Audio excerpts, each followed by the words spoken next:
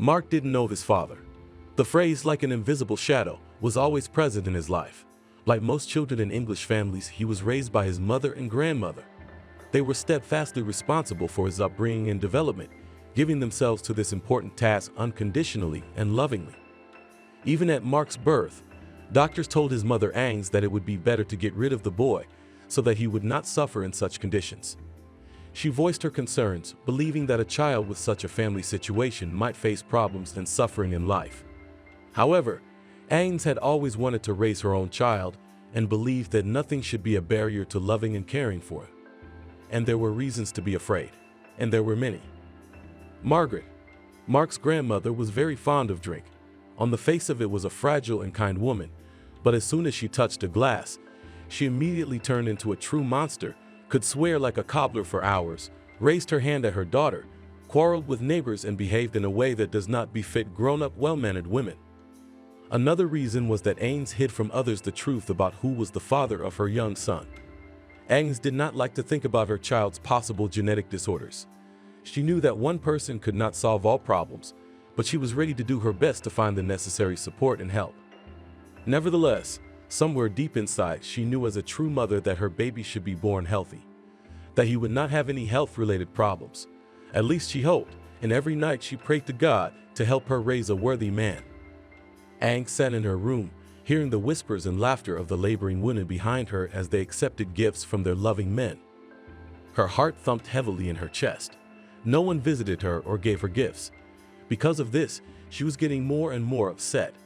She tried to hold back her tears by closing her eyes and concentrated on her breathing.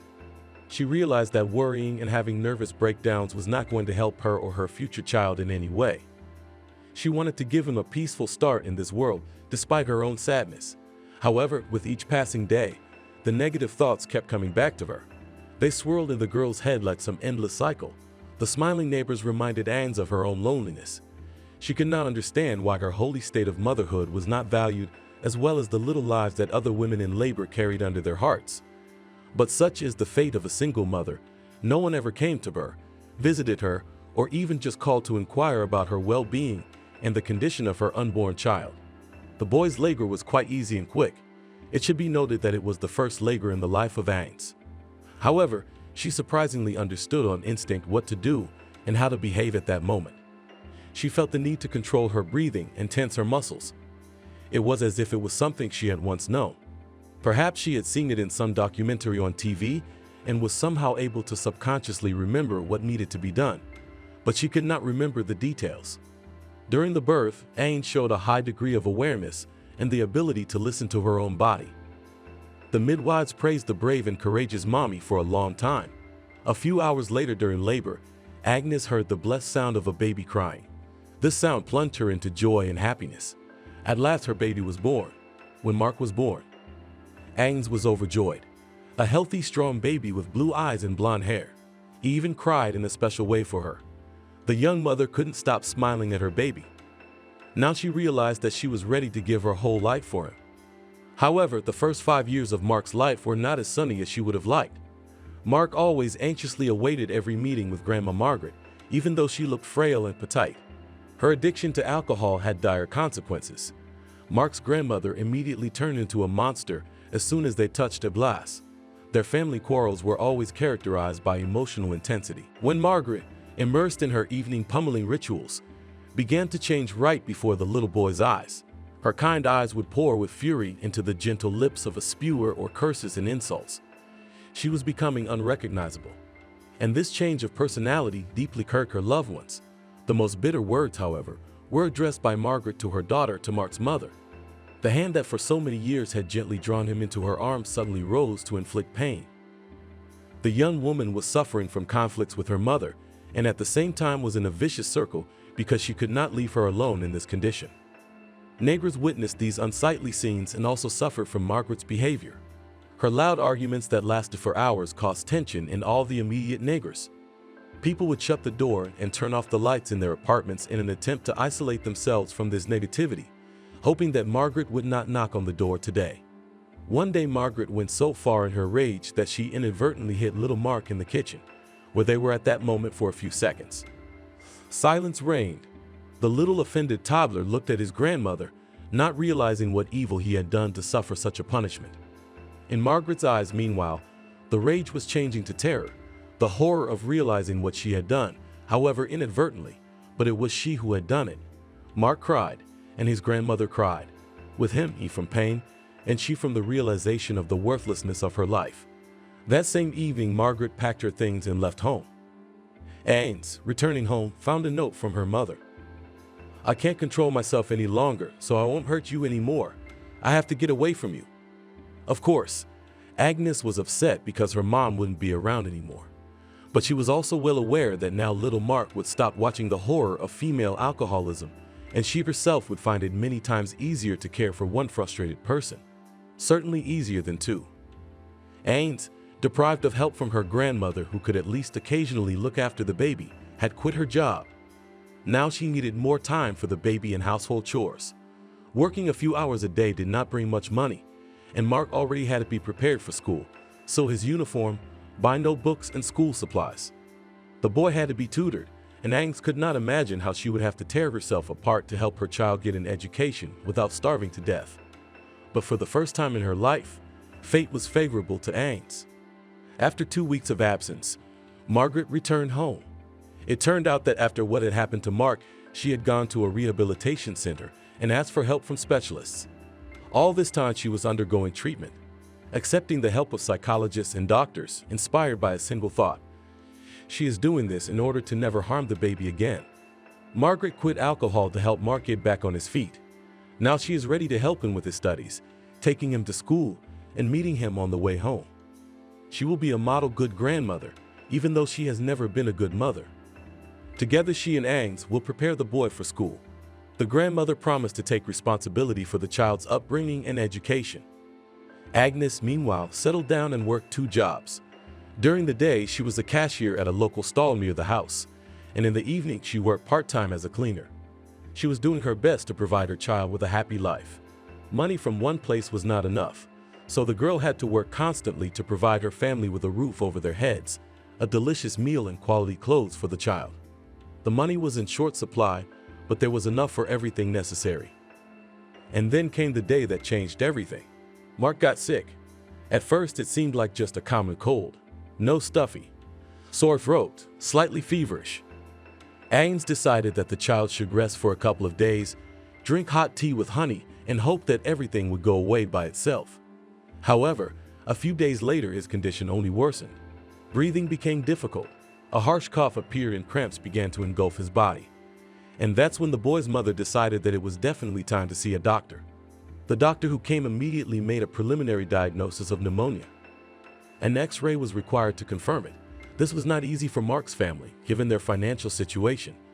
But they still agreed, because the child's health was worth much more than any money. The X-rays were done, and the results were more serious than anyone expected. Mark had pockets of pneumonia, and the doctors strongly recommended hospitalization. Agnes borrowed money from some friends, colleagues, and even neighbors to get Mark admitted to the hospital. The trip to the hospital was the hardest and longest of his life. Mark felt weak, but he didn't know if he could go through the ordeal to beat his illness. The days, weeks stretched slowly, but Mark was on the road to recovery. Doctors monitored his condition regularly, and gradually his lungs were cleared. It was a long and difficult fight for the baby's life. After several months, Mark finally had a positive result. His lungs recovered completely, and he was able to resume his life again. However, such severe illnesses do not pass without a trace for small children. Mark lost a lot of weight. Bags appeared under his eyes. There was constant weakness in his legs, and he began to speak softly. He was afraid that any loud sound would cause another pain in his throat. And then came the long-awaited first days of school. The children, accustomed to their usual company and living at their own pace, immediately disliked the new student named Mark. Their first impression of him was repulsive.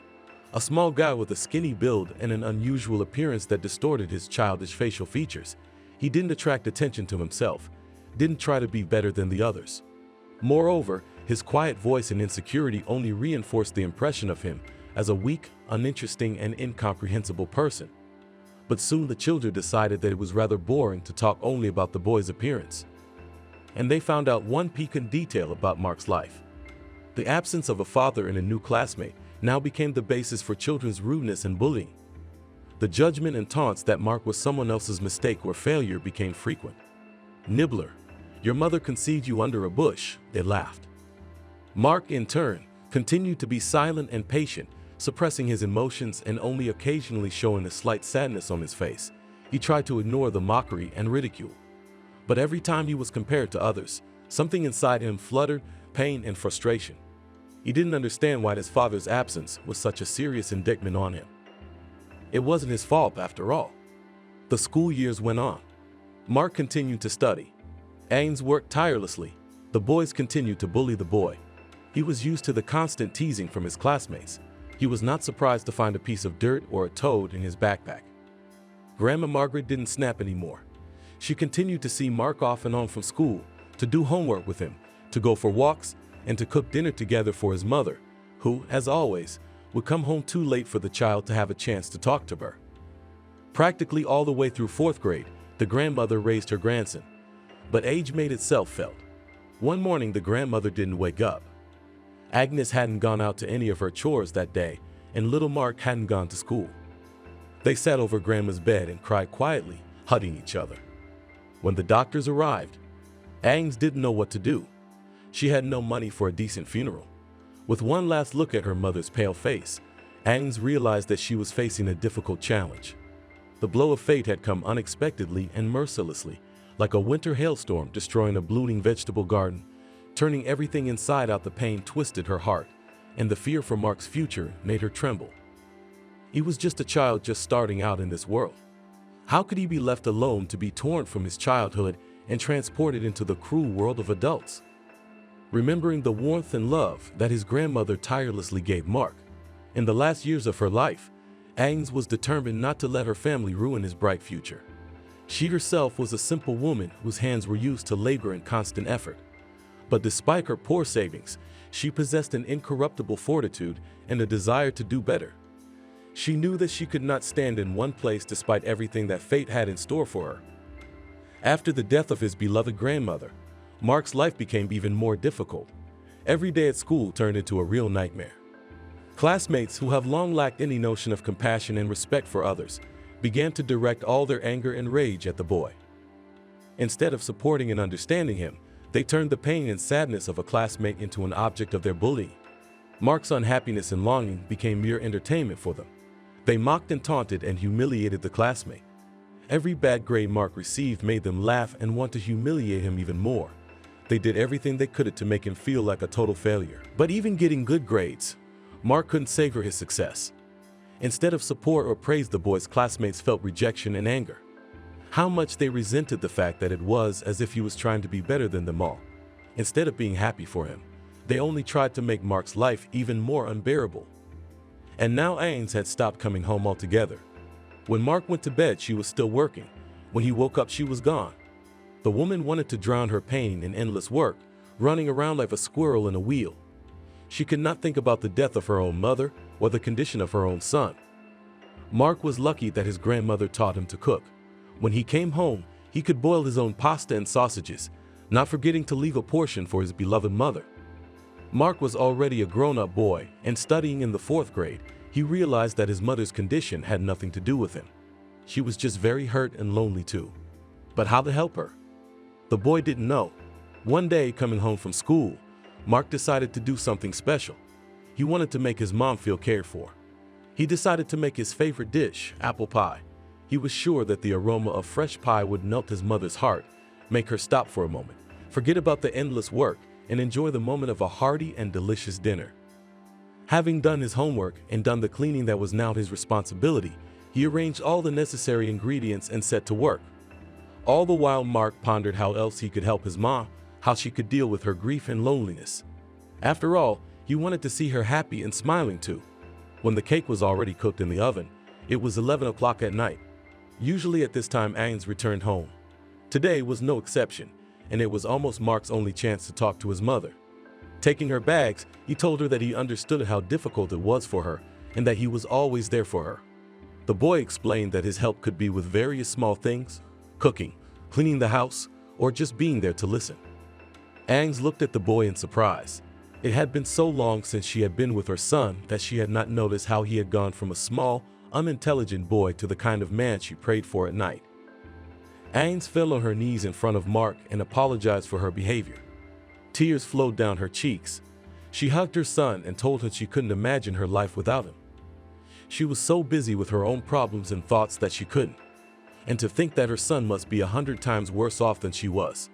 After all, he has lost not only his grandmother, but also his mother, who was away at work 24 hours a day. Agnes and Mark made a pact. He goes to school on his own and does his homework. Once a week, he helps her with cleaning and dinner. She, in turn, quits her second job and devotes a little more time to herself and her son. One day, the woman came home and said that she had met a new man at work. The usual provincial dating story. He was buying groceries from her at the store and asked her when she was free. And Agnes agreed to meet him the next day. Mark was surprised and a little disturbed by this news. He started asking Agnes questions about the new man, but the girl herself didn't really know what to say. They didn't know each other that well. In fact, she had not talked to the man for more than a couple of minutes and only learned that his name was Dylan and he would meet Agnes at the appointed time at the store. Seeing the smile on his mom's face, Mark realized that this man made his mom happy and exhaled, hoping the new acquaintance wouldn't hurt them. All the next day, the school hallway was permeated with rumors of Mark's mother's future date. The students didn't hold back their curiosity and jokingly commented on the situation disrespectfully. She doesn't know what to do. I mean, she's divorced with a trailer. Here and immediately jumps on the first man. Mock classmates. Mark was greatly distressed by this attitude of others. He realized that this situation concerned only his family, and it caused unpleasant emotions in him. It was hurtful to hear the bad jokes and discussions about his mother's date. He desperately wished his classmates would show more understanding and respect for other people's family matters. But all he heard in response were insults. Mark had long since gotten used to jokes about himself, tried to put up with this fact and keep his dignity in these situations, but he could not tolerate insults against his mother. Coming to the main one outside the classroom door, he swung around and with all his might hit him in the nose with his fist. It blowed. A classmate screamed. At the noise, the teachers ran to the room and saw Mark standing, clenched fists over the boy with a broken nose. Look at that, a fatherless child growing up. They shouted in the principal's office, no man in the house, so they can't raise a boy. The teachers read it. While the principal was looking at the boy, Mark was not even given a chance to justify his behavior. No one let him get a word in edgewise or talk about what happened from his point of view. The boy was simply punished and told to bring his mother to school the next day. Mark walked out of the school building and headed for the exit with his head down. He was so upset about the situation that he didn't even look around. But someone stopped him by putting their hand on his shoulder. It was Mom. She looked so affectionate and tender that Mark didn't immediately dare to tell her about being called to the principal's office. When the son explained what had happened and what words were spoken to them, teachers and classmates on his mom's face, there was a very surprised expression. He told her everything as it was about how he had been insulted since the first grade, how he could be beaten after school for not having a father, about the taunts for bad marks and the threats for good ones told about the kicking and swearing. For the first time in his life, he was telling his mother the whole truth about the school. Agnes had no idea that such a thing could happen to her son because she always tried to give him all the quality new clothes, help in his studies. She herself worked honestly and never cheated anyone. It was amazing to her how cruel children can be and how many reasons they can think of to do someone bad. Suddenly, someone behind her back said quietly, "I'll deal with this in a moment." Mark looked over his mother's shoulder and saw a tall man with long dark hair and a black shirt and pants. He told Agnes to wait for him on the playground while he dealt with matters at school. Mark scrutinized the stranger, trying to figure out who he was, what he wanted. The man seemed unusually determined. His eyes glowed with confidence. Mark noticed that his mom knew the man as she nodded in agreement. Leaving his mom on the playground, Mark followed the stranger into the school. They walked silently down the hallways through groups of students who were looking at them curiously. It seemed to Mark that all eyes were on him and this mysterious man. Entering the principal's office, Mark saw the man sit down in the chair across from him without permission and with a nod of his head, urged him to speak. The boy had never seen people act so confidently before, and he was surprised. The stranger introduced himself as Dylan and asked the principal about the situation that had just occurred. The principal stammered and began to recount how this street kid had broken his classmate's nose for merely making a joke. When the man leaned over to Mark and asked him to tell his story, the boy experienced a mixed feeling of both fear and interest at the same time. It was curious as to why this man was interested in his life. However, it was scary to think that there might be some problems. He told everything as honestly as he could about the constant humiliation, the dislike of his classmates, and the fact that he couldn't stand it when his mother was called names. "You're a real man," said Dylan, having listened to the boy's story to the end. And he also said that from today Mark does not study in this school, because now he is taken away to study in a more prestigious place with professional teachers who come to help in any situation, and with adequate students who do not insult their classmates and do not humiliate for another family status. And then the man asked Mark to go outside to his mom so that she would not be bored alone. "What happened, Mark?" she asked curiously. Mark thought for a second before telling his mom everything that had happened. They sat on the bench and Mark began to talk about Dylan and his strange questions and even what he said about the other school. My mom listened intently, and at the end she said, "Mark, that was a counselor from another more prestigious school who cares about our well-being. He just wanted to know more about your life at school to help us all in creating a safe, friendly environment. Don't worry, everything will be fine." Mark felt relieved and realized that Dylan was doing this for all of them. And then his mom added that he was the exact man who wanted to meet her and was asking her out. He suggested that she pick Mark up at school in his car to make her son happy. And now, apparently, when he heard the boy's horrific story, he felt compelled to intervene. "Your son, a true hero, he protected you." Dylan's voice came from behind Mark's back. "Some bullies insulted you in front of him, and he stood up for you.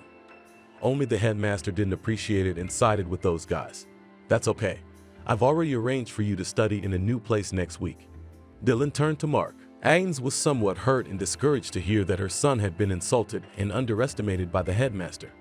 She opened her mouth to say something in response, but the words stuck in her throat. She simply could not believe that his son had been the victim of ridicule and humiliation. Dylan, Agnes' new friend, turned to her with sympathy and pride in his voice. He knew how proud the woman was of her son, and he wanted to emphasize that even in such an unpleasant situation, her son had shown courage and stood up for his family's honor. It was hard for Agnes to believe that her young son was capable of such actions. She had always thought of him as a quiet boy, but apparently there was a real hero languishing inside him. The woman was suddenly so warm with pride and love for her son. She realized that the school where the child was studying played the most negative role in this situation. But that did not mean that she should run away from the problem and look for another place to study. Agnes decided to take a different course of action. She decided that she should go to the headmaster and try to explain the situation. Perhaps the principal just didn't know all the details and made the wrong decision.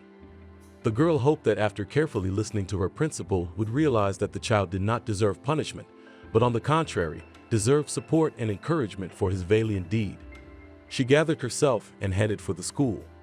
Her heart was beating faster than usual with anger and resentment that her boy had been so brazenly wronged all this time, and she had not even suspected it. She felt like a bad mother and blamed herself for never being truly present in her own son's life.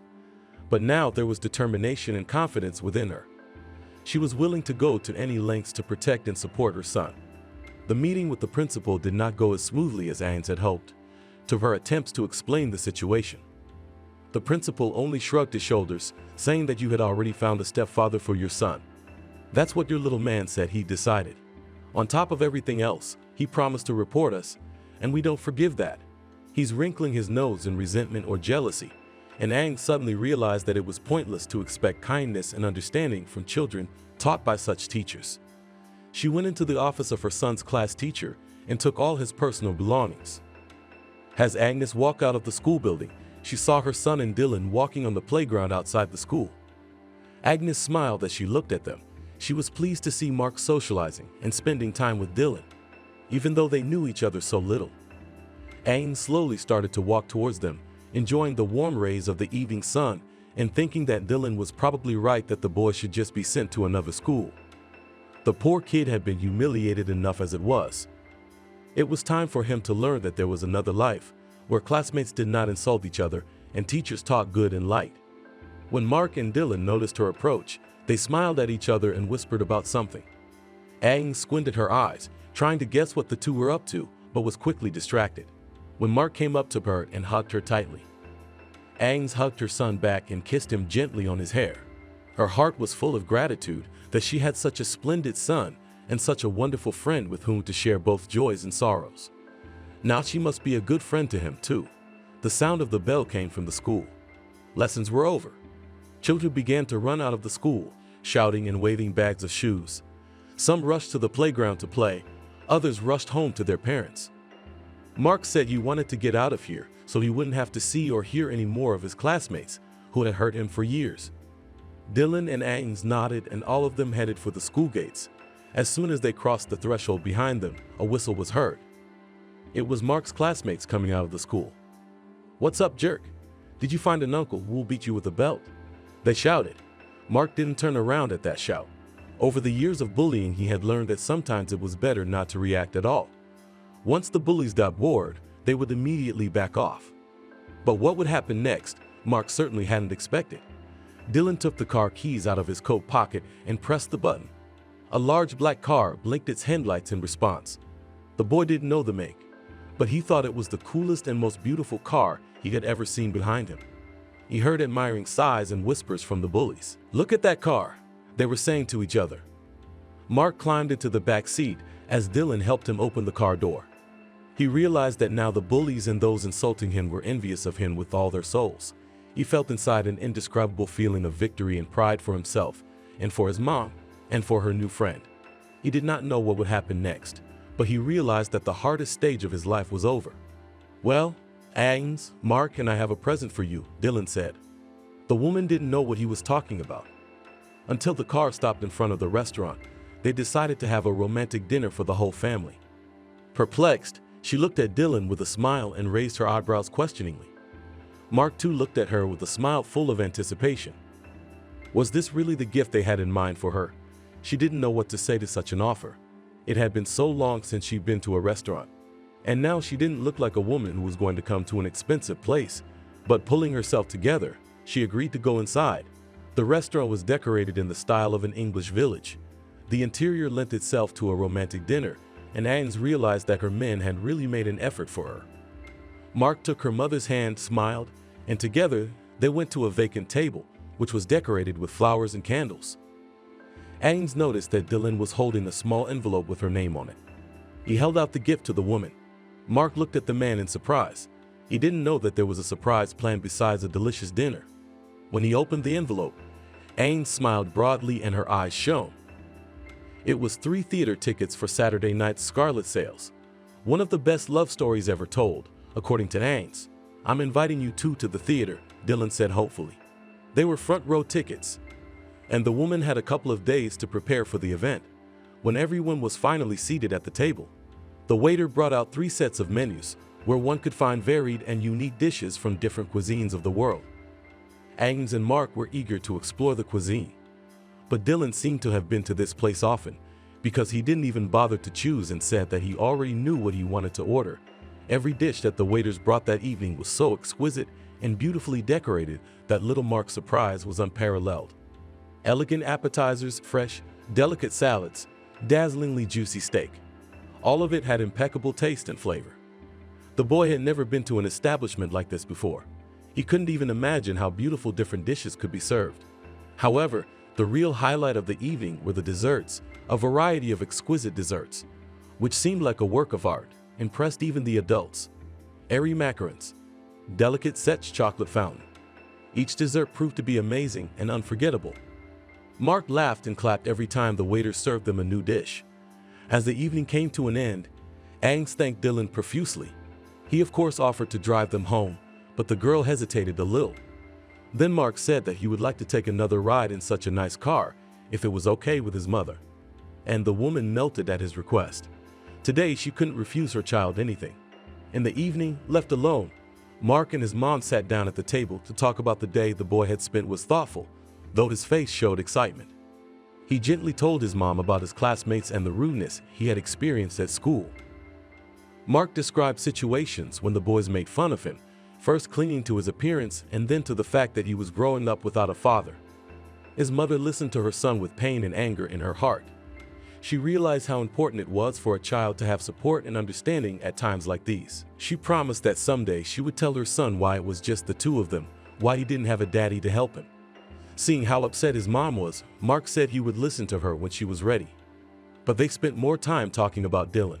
Her son had been pleasantly surprised when he met the man for the first time. He turned out to be a kind and considerate man who took an interest in Mark's life. He very much appreciated Dylan's act of standing up for the boy at school. The boy really liked his mom's new friend and didn't mind spending more time with him. His mom smiled as she saw her son's happy face. She was glad that Mark had found a friend with whom he could communicate and share his feelings. Dylan had become not only a support for her, but also for Mark. Now Ains was sure she hadn't made a mistake, agreeing to go on a date with the man she was seeing for the first time in her life. She was sure that he would be able to give her and Mark the love and care they needed. Mark spent the next day at home alone. While his mother was at work, yellow leaves were falling outside the window, creating a cozy atmosphere inside the house. Mark, leaving his favorite warm sweater, sat on the couch with a book. He immersed himself in the fascinating world of words and didn't notice how several hours flew by. The boy had always loved to read. He had no real-life friends, so he looked for them among book characters. There were brave Peter Pan, Sherlock Holmes, and willful Tom Sawyer. Reaching the end of the next chapter of the book about the girl, the wizard Mark got up and went to the kitchen to make himself something to eat. He opened the refrigerator and found fresh vegetables and cheese. The boy made himself a salad and cut sandwiches. In the evening, he would prepare a full dinner for his mom's arrival. In the meantime, he wanted to enjoy his childhood and the loneliness in which he had managed to find himself again. A walk in the fresh air. That's what Mark wanted after lunch. Taking a hat and a warm jacket, he went outside. Multicolored leaves lay everywhere. The sun was gently tinkling in the empty sky. Mark enjoyed the silence that accompanied him as he strolled through the picturesque park near his home. His footsteps rustled quietly on the carpet of yellow fall leaves. The air was filled with fresh, fragrant warmth that warms the soul. The little explorer looked at each leaf with interest, pressing it to his face to feel the texture and smell, as if penetrating into the very essence of autumn. He watched the colors of nature transform the leaves into a work of art. The breeze playfully stroked the boy's cheeks and whispered quiet stories that were only available on fall days. He listened to the birdsong that seemed like music to his ears. Every note, every trill, every whistle carried a bit of mystery and wonder. The boy dreamed of flying with the birds, of sharing their freedom. That long-forgotten feeling of lightness. He enjoyed every minute of this beautiful day. People of different ages, nationalities, and professions were passing around. The boy looked at them curiously, sitting on a bench near the fountain. He saw how people's faces were filled with determination and perseverance and didn't understand why none of them could stop and just smile at such a nice day. The warm sun, the lower wind, the beautiful leaves, and the birds calling. Many stories that melted into the eyes of adults ran through his imagination. He envisioned one man as a superhero, another an adventurer. There's that grandmother baking the most delicious pies, and that one knitting the softest socks. When it started to blow his nose, Mark decided it was time to go home. Evening came without a trace. It's time to cook dinner.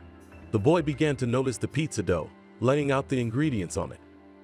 Mark felt like a real culinary artist. When his mother returned from work, the house was filled with a pleasant aroma. Mark sat her down at the table and told her about his interesting day.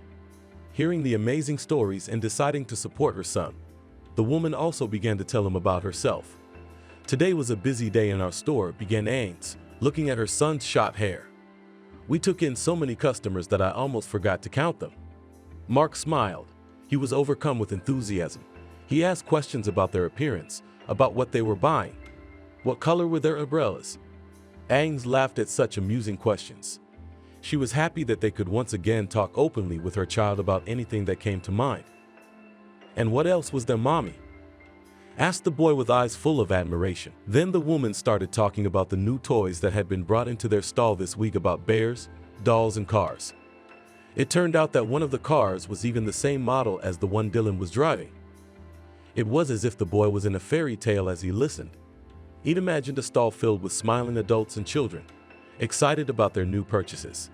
Mother and son sat enjoying these moments they shared, and Ains, knowing that her story filled her son's heart with delight and joy, was happy.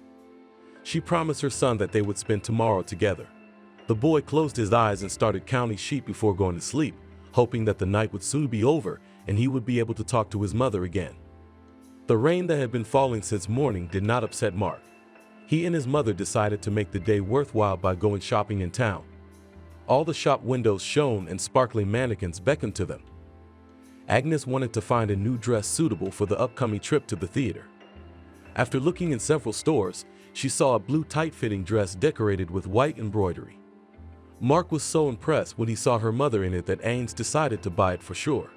She looked fabulous, and her son's opinion was decisive for her. Mark himself wasn't left out either. His mom bought him a jacket that emphasized his style and added to his self-confidence. Mark felt like a real gentleman in a new suit and was ready to do everything to protect and defend his mom.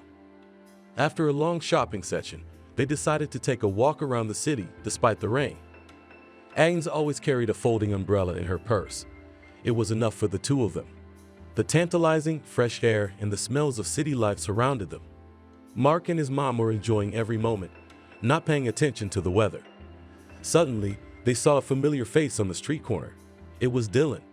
He was in a big hurry to get somewhere. He was on foot. His shirt and pants were extorted. But it was clear that he simply had no time to change his clothes. He was talking on the phone as he walked, and his face was worried. Mark wanted to call out to him, but Agnes said he shouldn't. He was in a hurry somewhere with such a serious look. She was sure that Dylan had reasons for this behavior. In the evening, Agnes spent many hours immersed in a long conversation on the telephone. Between long periods of silence, she let out sighs and groaned with inner pain. On the other side of the phone was Dylan. He was recounting a disturbing situation that had occurred at the school where he worked as a counselor for one of the boys he was supervising. Suddenly, his mother had died and the boy had been left an orphan. Agnes was deeply moved by this story. Her heart was pierced with sadness and compassion. She realized that this little boy had to cope with such a huge loss, realized that his whole life had been turned upside down. He was now left alone and defenseless. This boy went to the same school where Mark was to go from Monday. Agnes was very worried about the fate of the child and how her own son would react. Mark's reaction, as Dylan had said, could now be unpredictable to the point that Mark would unknowingly take out his anger on the boy.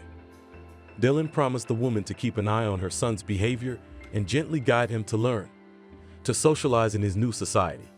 The woman did not tell her son about what had happened for fear of spoiling her first impression of the new place. Besides, she was afraid of breaking their still fragile bond with Dylan. The boy was still so little acquainted with the man that any wrong action, Agnes thought, would lead to a quarrel or misunderstanding.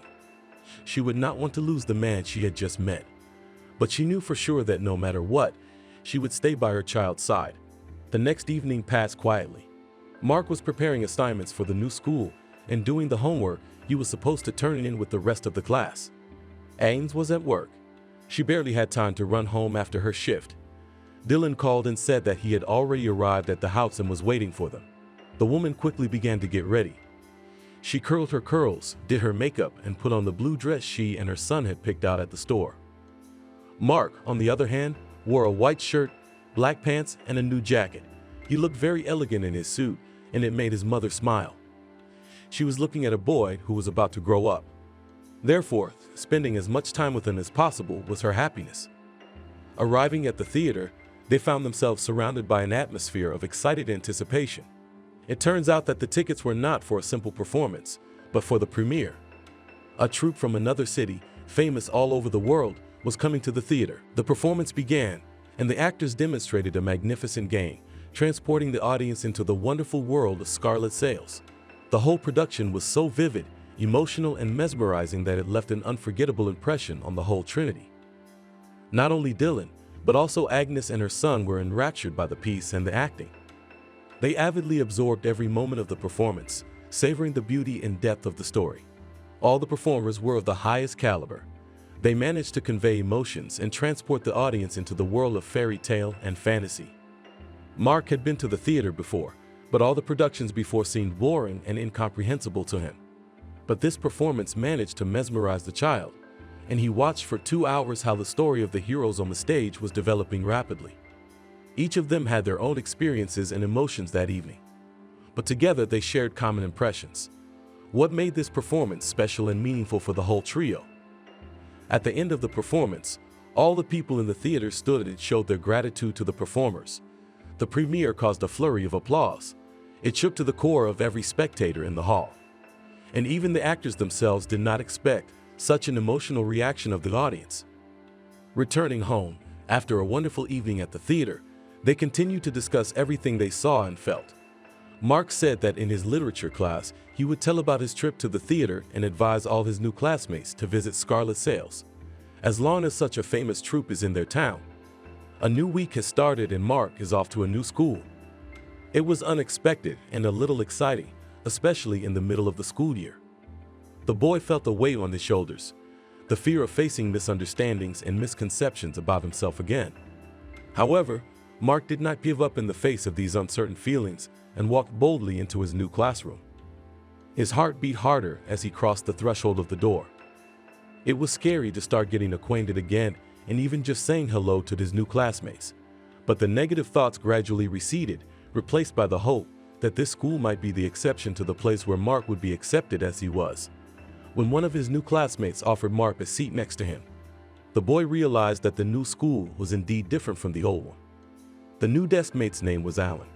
He had blue eyes, blonde, short hair, and slightly protruding teeth, because of which Alan resembled a golfer. A slender girl with deep-looking, bright blue eyes entered the office. Her red hair fell lightly over her shoulders, creating a slight aura of mystery.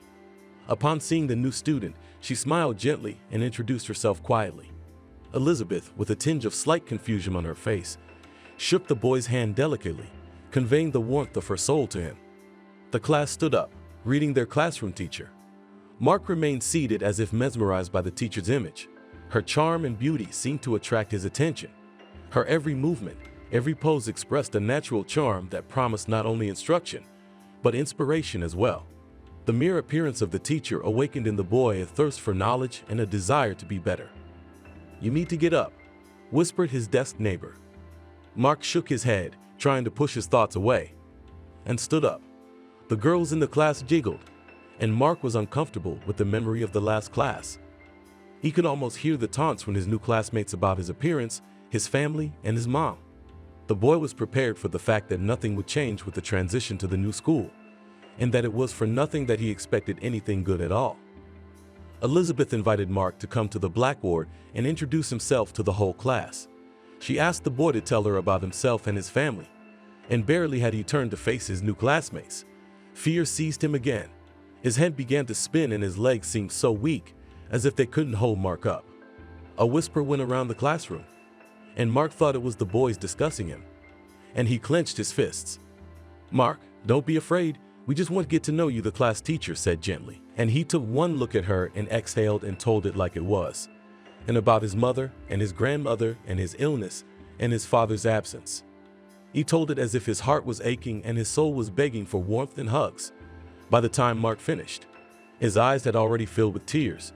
He anticipated the laughter of his new classmates and prepared to hear more insults directed at him. But Mark was pleasantly surprised to hear that none of his classmates took offense to him. On the contrary, everyone took Mark's side and expressed their support. Someone felt sorry for him, saying that the boy had been through a lot. Someone wanted to cheer him up, saying that the worst was definitely over. This was unexpected for him, considering that earlier in school, he had often faced unpleasant situations and bullying from his fellow students. At this moment, Mark realized that he had found real support in the face of the guys. These were the people with whom he would be able to share his thoughts in the future, do homework together, go for visits or walks. He looked at the faces of the guys sitting in front of him and noticed how different they all looked. No one wore a uniform. Everyone was wearing different clothes. Some sat in a shirt, some in a sweatshirt, some in a t-shirt. The clothes of these guys were simple and did not stand out, but it emphasized each kid's individuality. Mark was already thinking about what he wanted to wear to school tomorrow. The boy decided not to draw sad memories of the past, but to focus on the future, which was brighter and more promising. During recess, the boys in the class clustered around the boy and invited him for a little tour of the school after third period. They promised to show him the cafeteria, the gym, the locker room, and even meet all the teachers. Alan, Mark's classmate, with whom they sat at the same desk, He even offered to take a walk together on the playground outside the school. After classes were over, the boy was very pleased with such a friendly mood of his peers and agreed without hesitation. When the third lesson ended and the bell rang for the big break, the boys with great passion and joy organized a tour of the school for the new classmate. They proudly showed him all the corners of the school, each room of the locker room. But Mark was especially impressed by the teachers he got to know that day. Among all the teachers, Mark was especially attracted to the math teacher. He stood out from the rest, wearing a brown wool suit and large round horn-rimmed glasses. The man reminded the boy of some smart professor often seen on television. At least, that's who he associated the mathematician with. Observing Charlie's behavior as he got acquainted, Mark realized that this teacher was a real master of his craft. When Mark shared his thoughts about the teacher with his classmates, all the guys supported him. It turned out that the whole class respected and enjoyed his lectures, and this created unity among the students. Mark always had an interest in reading and literature. He loved to immerse himself in the world of books and experience adventures together with the characters. That's why, when he was shown a literature teacher, Mark was simply delighted. He was younger than the rest of the teaching staff and apparently was always on the move. His clothes were also different from the usual style of teachers. A white t-shirt and white pants created a bright contrast to the gray corridors of the school. This teacher looked modern and original, and Mark liked it very much. The guys told their classmate that this teacher not only skillfully communicated with students, but also presented the material in such a way that even the most difficult works became fascinating and appealing. He met his students at their level and listened carefully to their opinions and ideas. Mark realized that this teacher was not only teaching them how to analyze texts, but also building bridges between the student and the real world. After the lessons were over, Mark and Alan, as agreed, went for a walk to the grounds, which was not far from the school. Having fun chatting, they spent time talking about their classmates, their favorite teachers, and of course about dinosaurs, which, as it turned out, were their common passion. Mark was excited to make a new acquaintance. I sensed that the friendship with Alan would be a long and interesting one. In the evening when the boy came home, his mom wasn't home yet. He sorted out the food that was left in the refrigerator and turned on the news. It was a report on what was happening in the world. The boy sat at the table looking at the screen in consternation and confusion. The screen showed stories about stray animals being thrown out on the street, people left without homes after a terrible earthquake, and many other unpleasant and frightening news stories. While watching the news, Mark thought about the meaning of life and how he could change the world for the better. In his head, he thought that every person has the power to change the course of events that are talked about on TV. After all, if even he, a simple boy, can do something good for the people around him, then the path to change has already begun. The boy's thoughts scattered. The phone rang. It was Mom calling. She said she would be a little late at the store and asked what of the groceries needed to be bought. The son listed a few things she needed and hung up. He remembered that he needed to do his homework and soon ran to his room. An hour and a half later, Agnes was home. Even though it was already dark outside the window, Mark still waited for his mother and, meeting her on the doorstep, asked if she would have tea. In response, Agnes took out a cake and said that they just had to celebrate the boy's first day at the new school and discuss what had happened today. He was happy, and the first thing he did was to tell his mother about his new class. He told her about his understanding classmates and how they had reacted to Mark's story about himself. He also told his mom about Elizabeth, the kind and understanding teacher who helped him get to know the new kids. Mark couldn't help but smile as he shared stories about the day with his mom. However, the most exciting part of Mark's story was the mention of a new friend named Alan. He was the very first boy in the class who had offered to befriend him by inviting him to sit at the same desk with him. Agnes was delighted that her son was beginning to have friends among the class. The next day, Mark woke up with a sense of determination and genuine excitement in his heart. Yesterday's news kept running through his mind, and today, Mark decided he had to do something about it. Gathering air in his chest, he pulled himself together and walked over to his classmates who had already gathered in the office. He stopped them, and feeling his voice trembling with excitement, he proposed to hold a charity day and help the dogs from the shelter. Bewilderment and doubt appeared on the faces of his classmates. Then he shared his vision for the charity day, hoping that the boys would be able to understand him better after his explanation, and he was not mistaken. Mark could see that his classmates were beginning to take his every idea more seriously. Their looks were becoming more confident and determined by the minute. They turned to each other discussing possibilities and options. It was clear that the charity day would become a reality. Mark was filled with pride and hope that they could make the world a little better and kinder. The boy was very happy that instead of doubts and ridicule, there were now words of support and admiration. When Elizabeth entered the hall, all the children began to tell her about the charity day and asked for her help in organizing it. The teacher was delighted with the children's idea, and when she heard that a new student had come up with it, she called him to the blackboard. There he again told her about his desire to help homeless animals and what he had seen on the news last night. Elizabeth thanked Mark for his big heart and suggested that he tell the whole school about the idea. The next day, the class had already begun active preparations, printing out announcements and hanging them in the school hallways. The guys approached the high school students and collected money for food and medicine for the dogs from the shelter. All in one day. Shelter Outreach Day no longer seemed like just an idea Mark had. It became a real project that everyone was talking about. Each day, more and more participants and supportive people showed up. A week later came the long-awaited event for all the students of the school, an excursion to the dog shelter located on the outskirts of the city. Already from the very morning, the children were in anticipation of meeting new furry friends. When they arrived at the place, they were met by the warm and caring staff of the shelter, who looked after the homeless dogs with great love. The volunteers told the children the history of the shelter, about its founding and its mission to help and care for animals without shelter and love. The students were surprised and delighted to learn that thanks to dog shelters, many homeless animals find their caring owners. Not being able to stand the long wait, the boys rushed to the dogs that were in the enclosures. All day long, the students walked with the dogs in the fresh air, helped the adults to wash the large animals, clean them, and trim their nails. All the volunteers and shelter staff came up to Mark and personally thanked him for bringing them such a great team to help care for the dogs. Some of the kids couldn't resist the cute furry creatures and decided to take the dogs to their homes to give them a long overdue home and care. The teachers of each class called the parents of the students and asked permission. No one wanted a dog or cat, of which there were also quite a few in the shelter, to come back here again after experiencing the hope of finding a home. Returning to the city center, each student was filled with the joy of interacting with the dogs, and their visit to the dog shelter was a true celebration of kindness, love, and compassion. Passers-by turned around at such a large group of school children, among whom large dogs and small puppies were already walking, and two girls were carrying kittens in their arms. When Mark came home, his mother was already waiting for him. And in the kitchen, their guest Dylan was sitting there. It turned out that he had told Ains about this big campaign that Mark had launched at the school. And now, as a psychologist, he wanted to discuss it with Mark personally. At first, the boy was afraid that he would be scolded for what he had done. After all, he had never done such a thing and didn't know what the consequences were for such behavior. But Dylan began to praise the child. His face lit up with a genuine smile and his eyes lit up with grateful hope.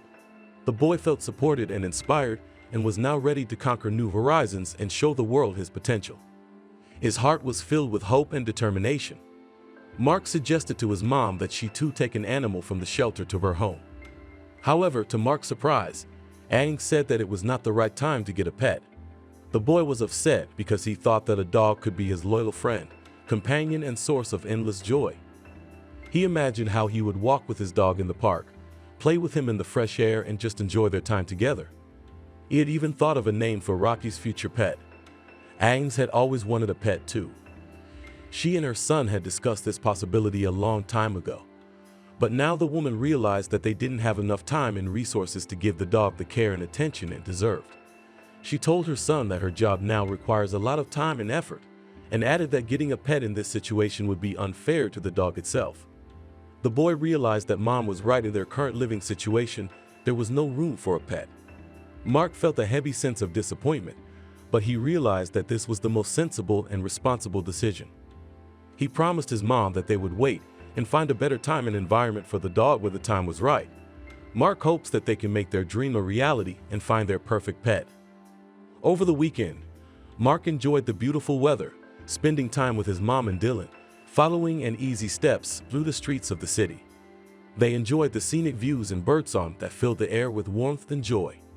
Mark marveled at this magic at every turn, watching Mom and Dylan constantly talking about something, joking and laughing. He saw the unrivaled power of understanding and support between them. Mark couldn't understand his own feelings about this man. On the one hand, Dylan was an understanding man and helped Mark at school and at home.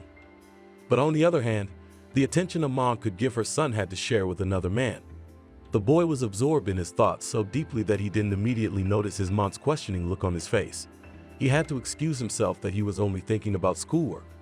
He couldn't admit his thoughts to his mom right now. The walk continued and they found themselves in a beautiful park. There on the green lawn they enjoyed the beautiful flowers and the scent of nature.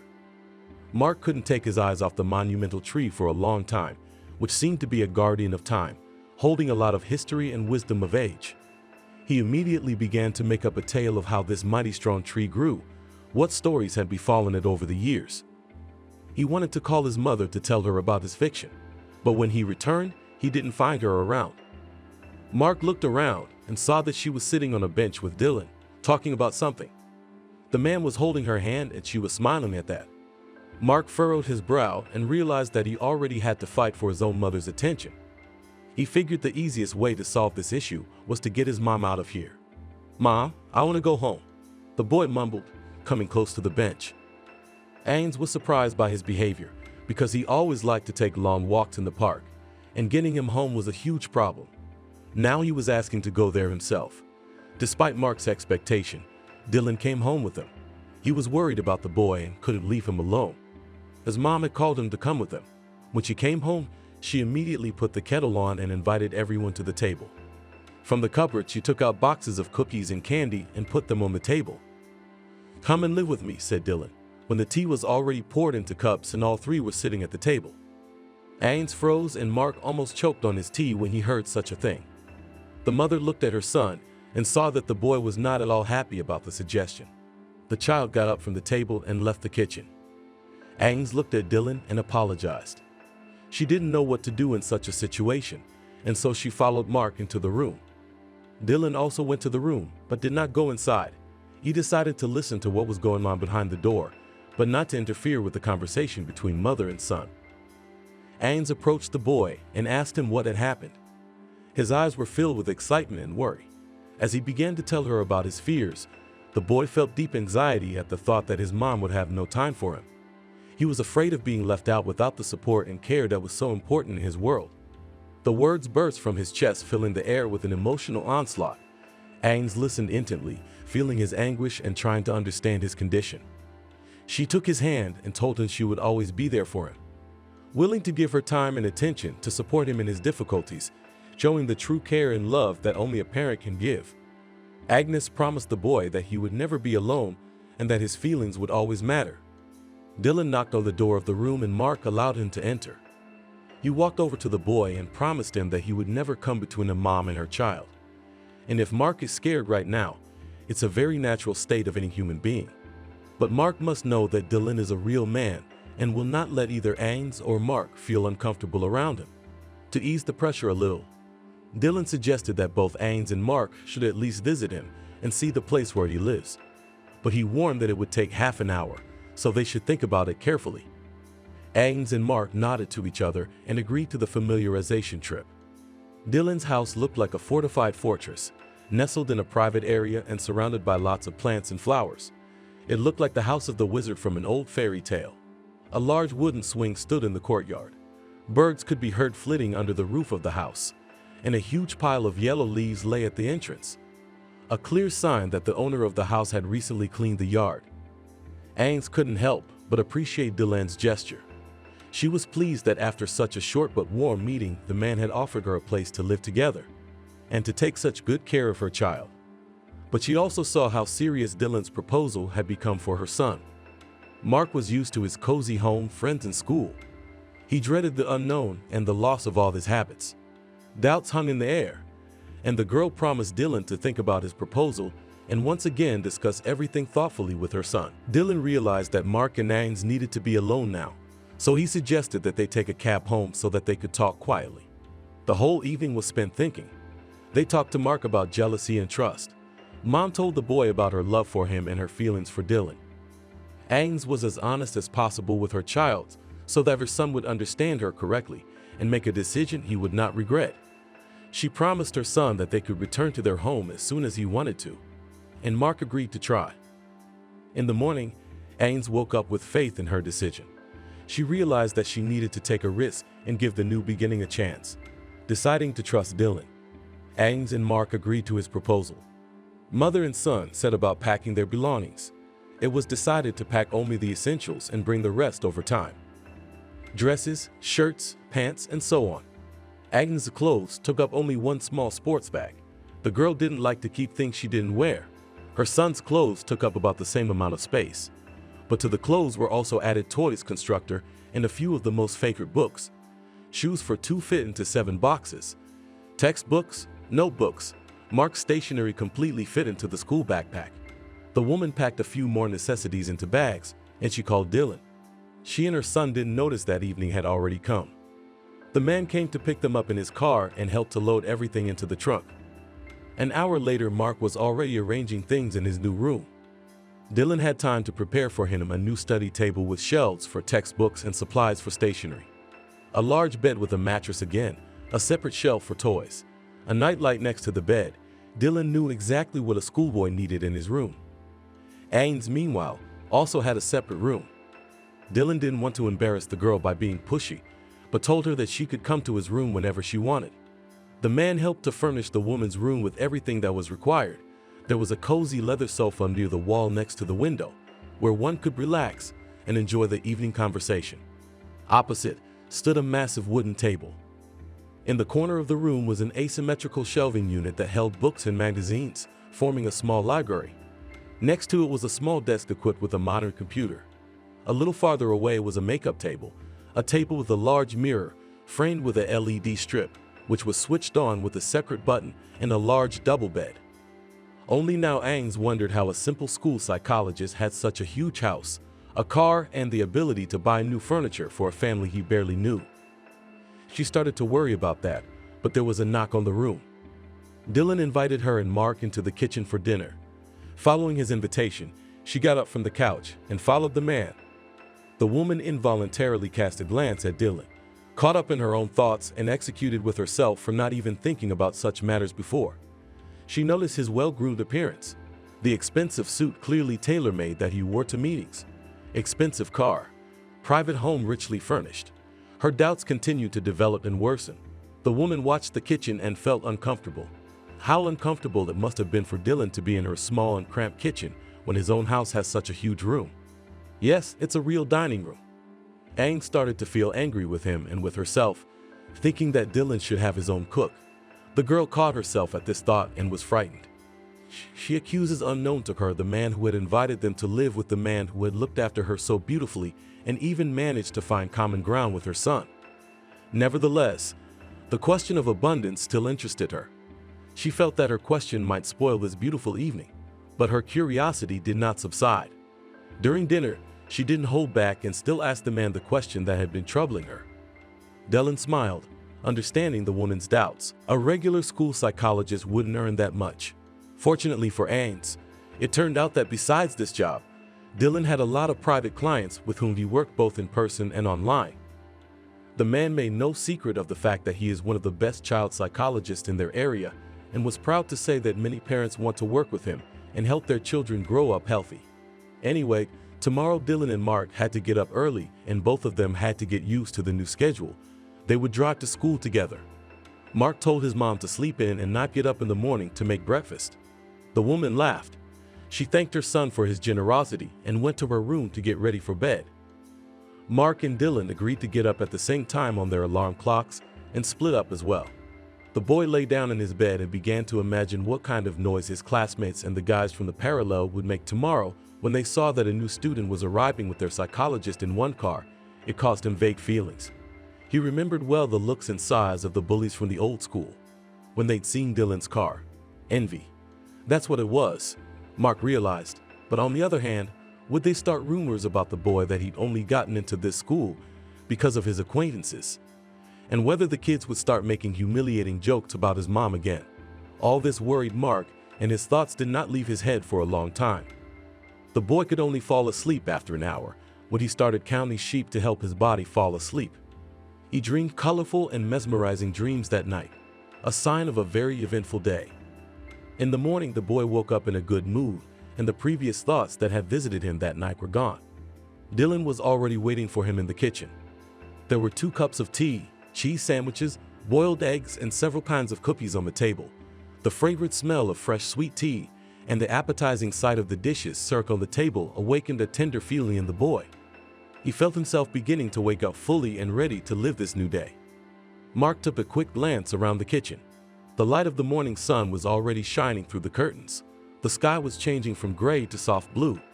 Birds were singing under the window. Gradually, his eyes stopped on the teddy bear he had apparently forgotten. Here yesterday, Teddy had been neatly planted at the table like a real member of the family. Dylan was sitting in a chair making himself a sandwich of cheese, sausage, and cucumber. It looked so appetizing that the boy felt the taste on his tongue and swallowed. Sitting down at the table, Mark took a sip of fresh tea. It was the same kind of tea Mark's grandmother used to make. It was hot, but not so hot that it burned, and sweet just as much as it needed to be. Dylan noticed the boy enjoying the drink made for him and smiled quietly to himself. The prolonged enjoyment of breakfast had turned the simple mealtime into a small ritual for Mark and Dylan. And so, pulling himself together, Mark turned to the man. "Dylan, I'm worried about how my classmates will react to you driving me to school. Maybe they'll start talking about my mom again." The psychologist looked at the boy seriously. He had no idea that Mark had the same thoughts about the new day as he did. "Even if someone starts spreading rumors about us, just tell them the truth as it is without fear or hiding anything. It's the best way to stop unpleasant conversations behind our backs, and if you find it difficult to deal with it alone, I will help you as soon as you ask me to," the man said in a gentle and confidential manner. At that moment, Mark felt that he could handle any gossip, and he perked up. The journey to school passed quickly for the boy. From the car window, he explored his new surroundings. He hadn't been to this neighborhood before, and everything here was new to him. Stores he had never heard of, dogs he had never seen, a new park, and a new playground. Mark felt like even skipping school to look around. After a while, he already spotted the familiar building of his new school. As Dylan parked, Mark saw the girls from the parallel class watching the car. They were whispering, looking through the car windows from afar. And the moment Mark got out of the car, they were walking quickly to school. Inside the boy, everything clenched. The fear of his peers of their mockery did not leave him. But Dylan was there for him. When the boy went up to the office, several classmates were already there. "Oh, it was you who came in the car with our school psychologist?" asked his desk mate Alan. Mark nodded his head and froze in the aisle. His heart began to beat faster, and his hands became clammy with nervousness. Would his new friends not be able to understand? He moved away from the aisle and walked slowly with a nervous shake of his head to his seat. Alan and the rest of his classmates were silent, staring at the newcomer with a mixed expression of curiosity and bewilderment on their faces. Suddenly, one of them whispered, "Why did you come together?" The boy sighed and said quietly, "Me and my mom. We live at his house." The classmates looked at the boy in surprise. Then Alan said, "Dylan is a very nice person, so you don't have to worry. He is good to all of us, and he will be kind to you too." Hearing the words of encouragement, Mark almost cried. He expected everything from the students of his class: jokes, mockery, teasing, and even just contemptuous looks. But what he didn't expect was support and understanding. At the big break during lunch, every now and then the boys came up to Mark and asked about how the boy's mother and their school psychologist met. After a while, the classmates, and then the students from the neighboring tables, began to answer the questions instead of Mark. They were chatting passionately and yet angrily among themselves. It seemed that this event was very joyful and pleasant for them. After class, Mark went to Dylan's office to tell him he was excused, but the man was not in his seat. The boy went out to the parking lot to see if the car that had brought him here had left. Suddenly, he saw Dylan already standing at the exit of the school, talking to Mark's mom. The boy was very surprised to see her here, but he was glad at the same time. His mom started to take Mark out of school more often and to spend more time with him, just as he had wanted to do. As it turned out, Agnes had been invited to work at the school as a cook. When they found out that her son was studying here too, and a friend was working as a psychologist, it was on Dylan's advice that the principal called the woman and offered her the position. The salary at this place was higher than at the store. There were fewer responsibilities and the commute was much easier. Agnes had always been an excellent cook, Her talents were noticed not only in the family, but in the whole neighborhood. Friends and acquaintances have always admired her ability to cook delicious and unusual dishes. But now she got the opportunity to reveal herself to the fullest. At a job interview, the headmistress suggested that she create her own menu for the school cafe. Agnes not only agreed to the proposal, but also enthusiastically started to work. In just a few minutes, she had developed dishes that took the children's diet into account, to offer not only tasty, but also healthy food for every child. At the end of the interview, the school principal not only signed a work contract with Agnes, but also included some of the proposed dishes in the school canteen menu. So from the next day, Agnes had to come to work for the first lesson, prepare meals for the pupils and their teachers, and then she could be free as she wished. Mark was terribly happy about this news. Now all three of them would be able to drive in the mornings and come home at the same time too. But then his mom told the boy that they would ride the bus together today, so he would know how to get from school to home if he needed to. Mark nodded affirmatively, agreeing with his mom that adults can get sick, and skipping school was not an option. So they headed toward the bus stop. They walked for a short time, but at a slow pace. That's why Mark had time to share with his mom his thoughts about the children's mockery yesterday and the fact that everything had not happened as he had expected. No one laughed at him. On the contrary, the boys were supportive and even interested in the situation. Agnes sighed. She tried to explain to her son that everything that happened in his past school was not his fault. The real culprits of that despicable low behavior were his teachers, who showed no concern for the children who came to them. Moreover, they themselves, by their own bad example, incited the children to have a negative attitude towards the world and towards people. Moreover, they did not even know them personally. The woman tried to convey her message that her son should not blame himself for the past events. She emphasized that these were teachers who were unwilling to take responsibility for their own actions, and certainly not able to take responsibility for others. Those teachers who independently showed children that the world could be viewed through the lens of prejudice and created negative attitudes about people in advance without knowing them personally. She had a real patient attitude, but her inner world was raging with emotion. Like a real mother, she told her son that every person deserves to be judged by his character, not by his origin or even more so by his appearance. Although it was difficult for him to accept this truth at such a young age, she hoped that these words would stay in his mind forever. Agnes realized that her son would need time to process everything she had said. She could only hope that her fame would put an end to the boy's past hurts. After all, only time would tell how these words would affect his future fate and attitude towards the world. As they rode home on the bus, each was thinking about something different. The boy sitting at the window was paying attention to the people passing by and thinking about the unchangeable necessity of fair treatment of every person. He thought that when he grew up, he would create a world around him where all people would be equal and would get what they really deserved. His mom, on the other hand, closed her eyes for a while, absorbed in her own thoughts. She reflected on the fact that the past cannot be changed, that every step, every decision irreversibly becomes a part of who we are now at this moment. However, with the experience of loss and disappointment, she realized that even without being able to change the past, it is always within her power to influence the present, and that a person's present is influenced not only by negative experiences, but also by positive ones.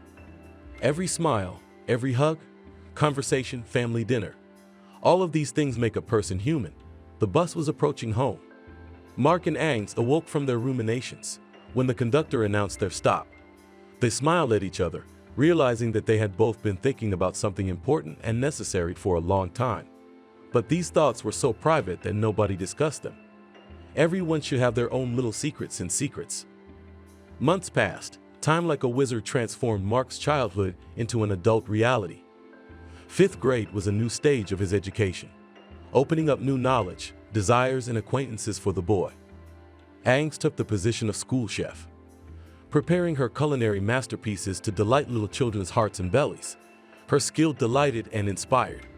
Each dish became a true work of art, made with unfailing love and care for the children. Dylan decided to take on a young psychology intern to help him. He believed in the potential of each child, realizing that the role of educator and mentor requires not only knowledge and experience, but also an understanding of each child's state of mind. This psychologist intern was a fresh wind of change, a person who could pick up on the subtle nuances of emotions and understand where their root was.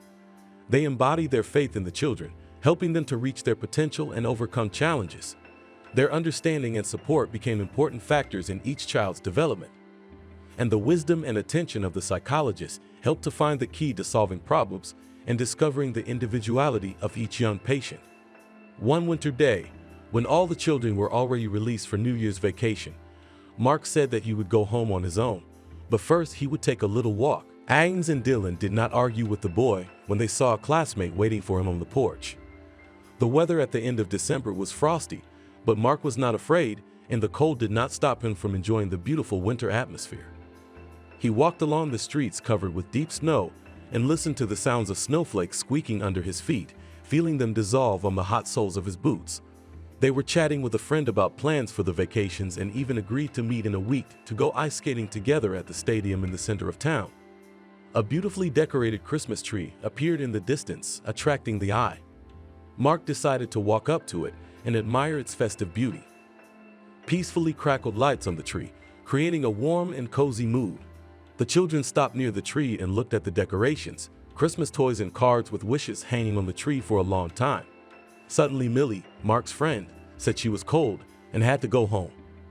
The boy offered the girl to come into the warmth and drink hot cocoa to warm her up, but she refused. The guy, like a real gentleman, escorted his friend to the entrance and himself went to the bus stop. When he got home, he heard some commotion in the kitchen and called his mom.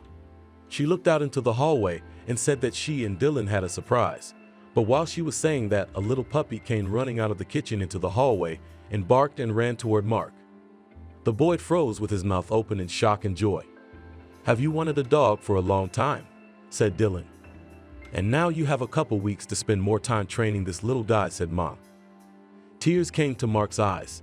He rushed over to the puppy's side to hug him. The little shaggy puppy was overjoyed at the attention of his new friend and began licking his cheeks in joy and stomping his paws on the floor, trying to release his sudden energy.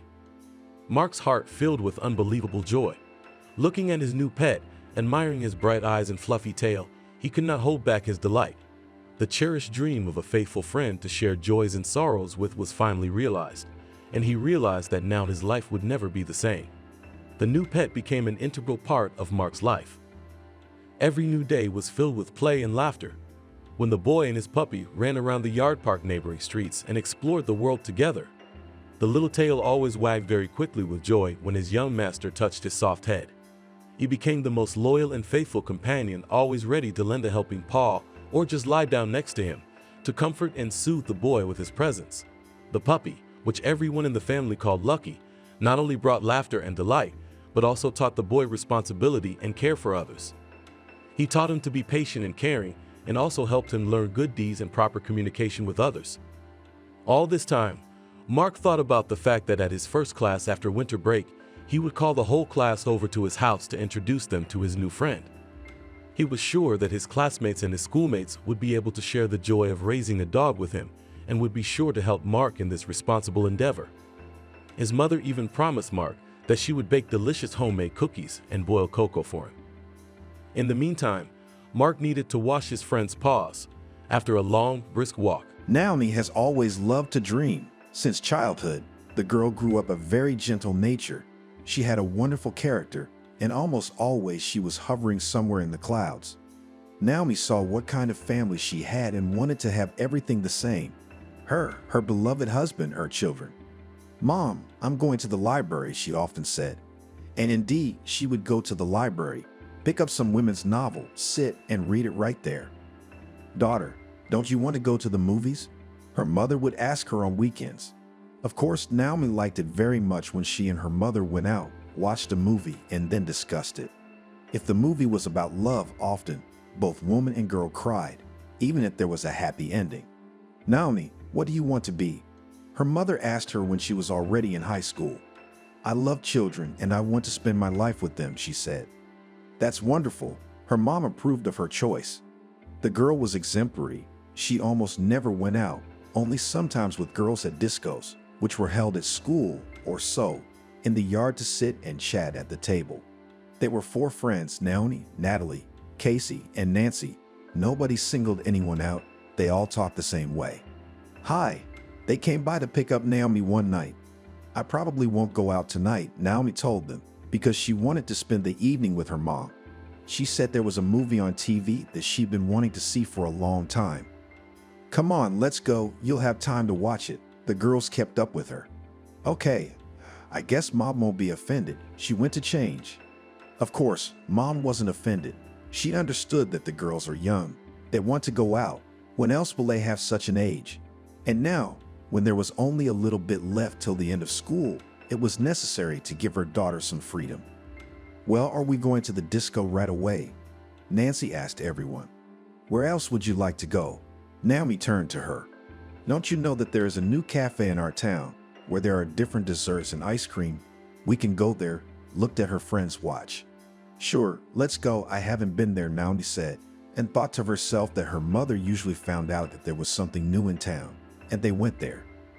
The girls came to the cafe, sat down at a table, ordered ice cream, sat enjoying the cold dessert. At this moment, no one even thought how their lives would turn out, what would happen. But for Naomi, this day was fateful. At some point, the bell above the door jingled. Everyone turned their attention there. A group of guys entered the room.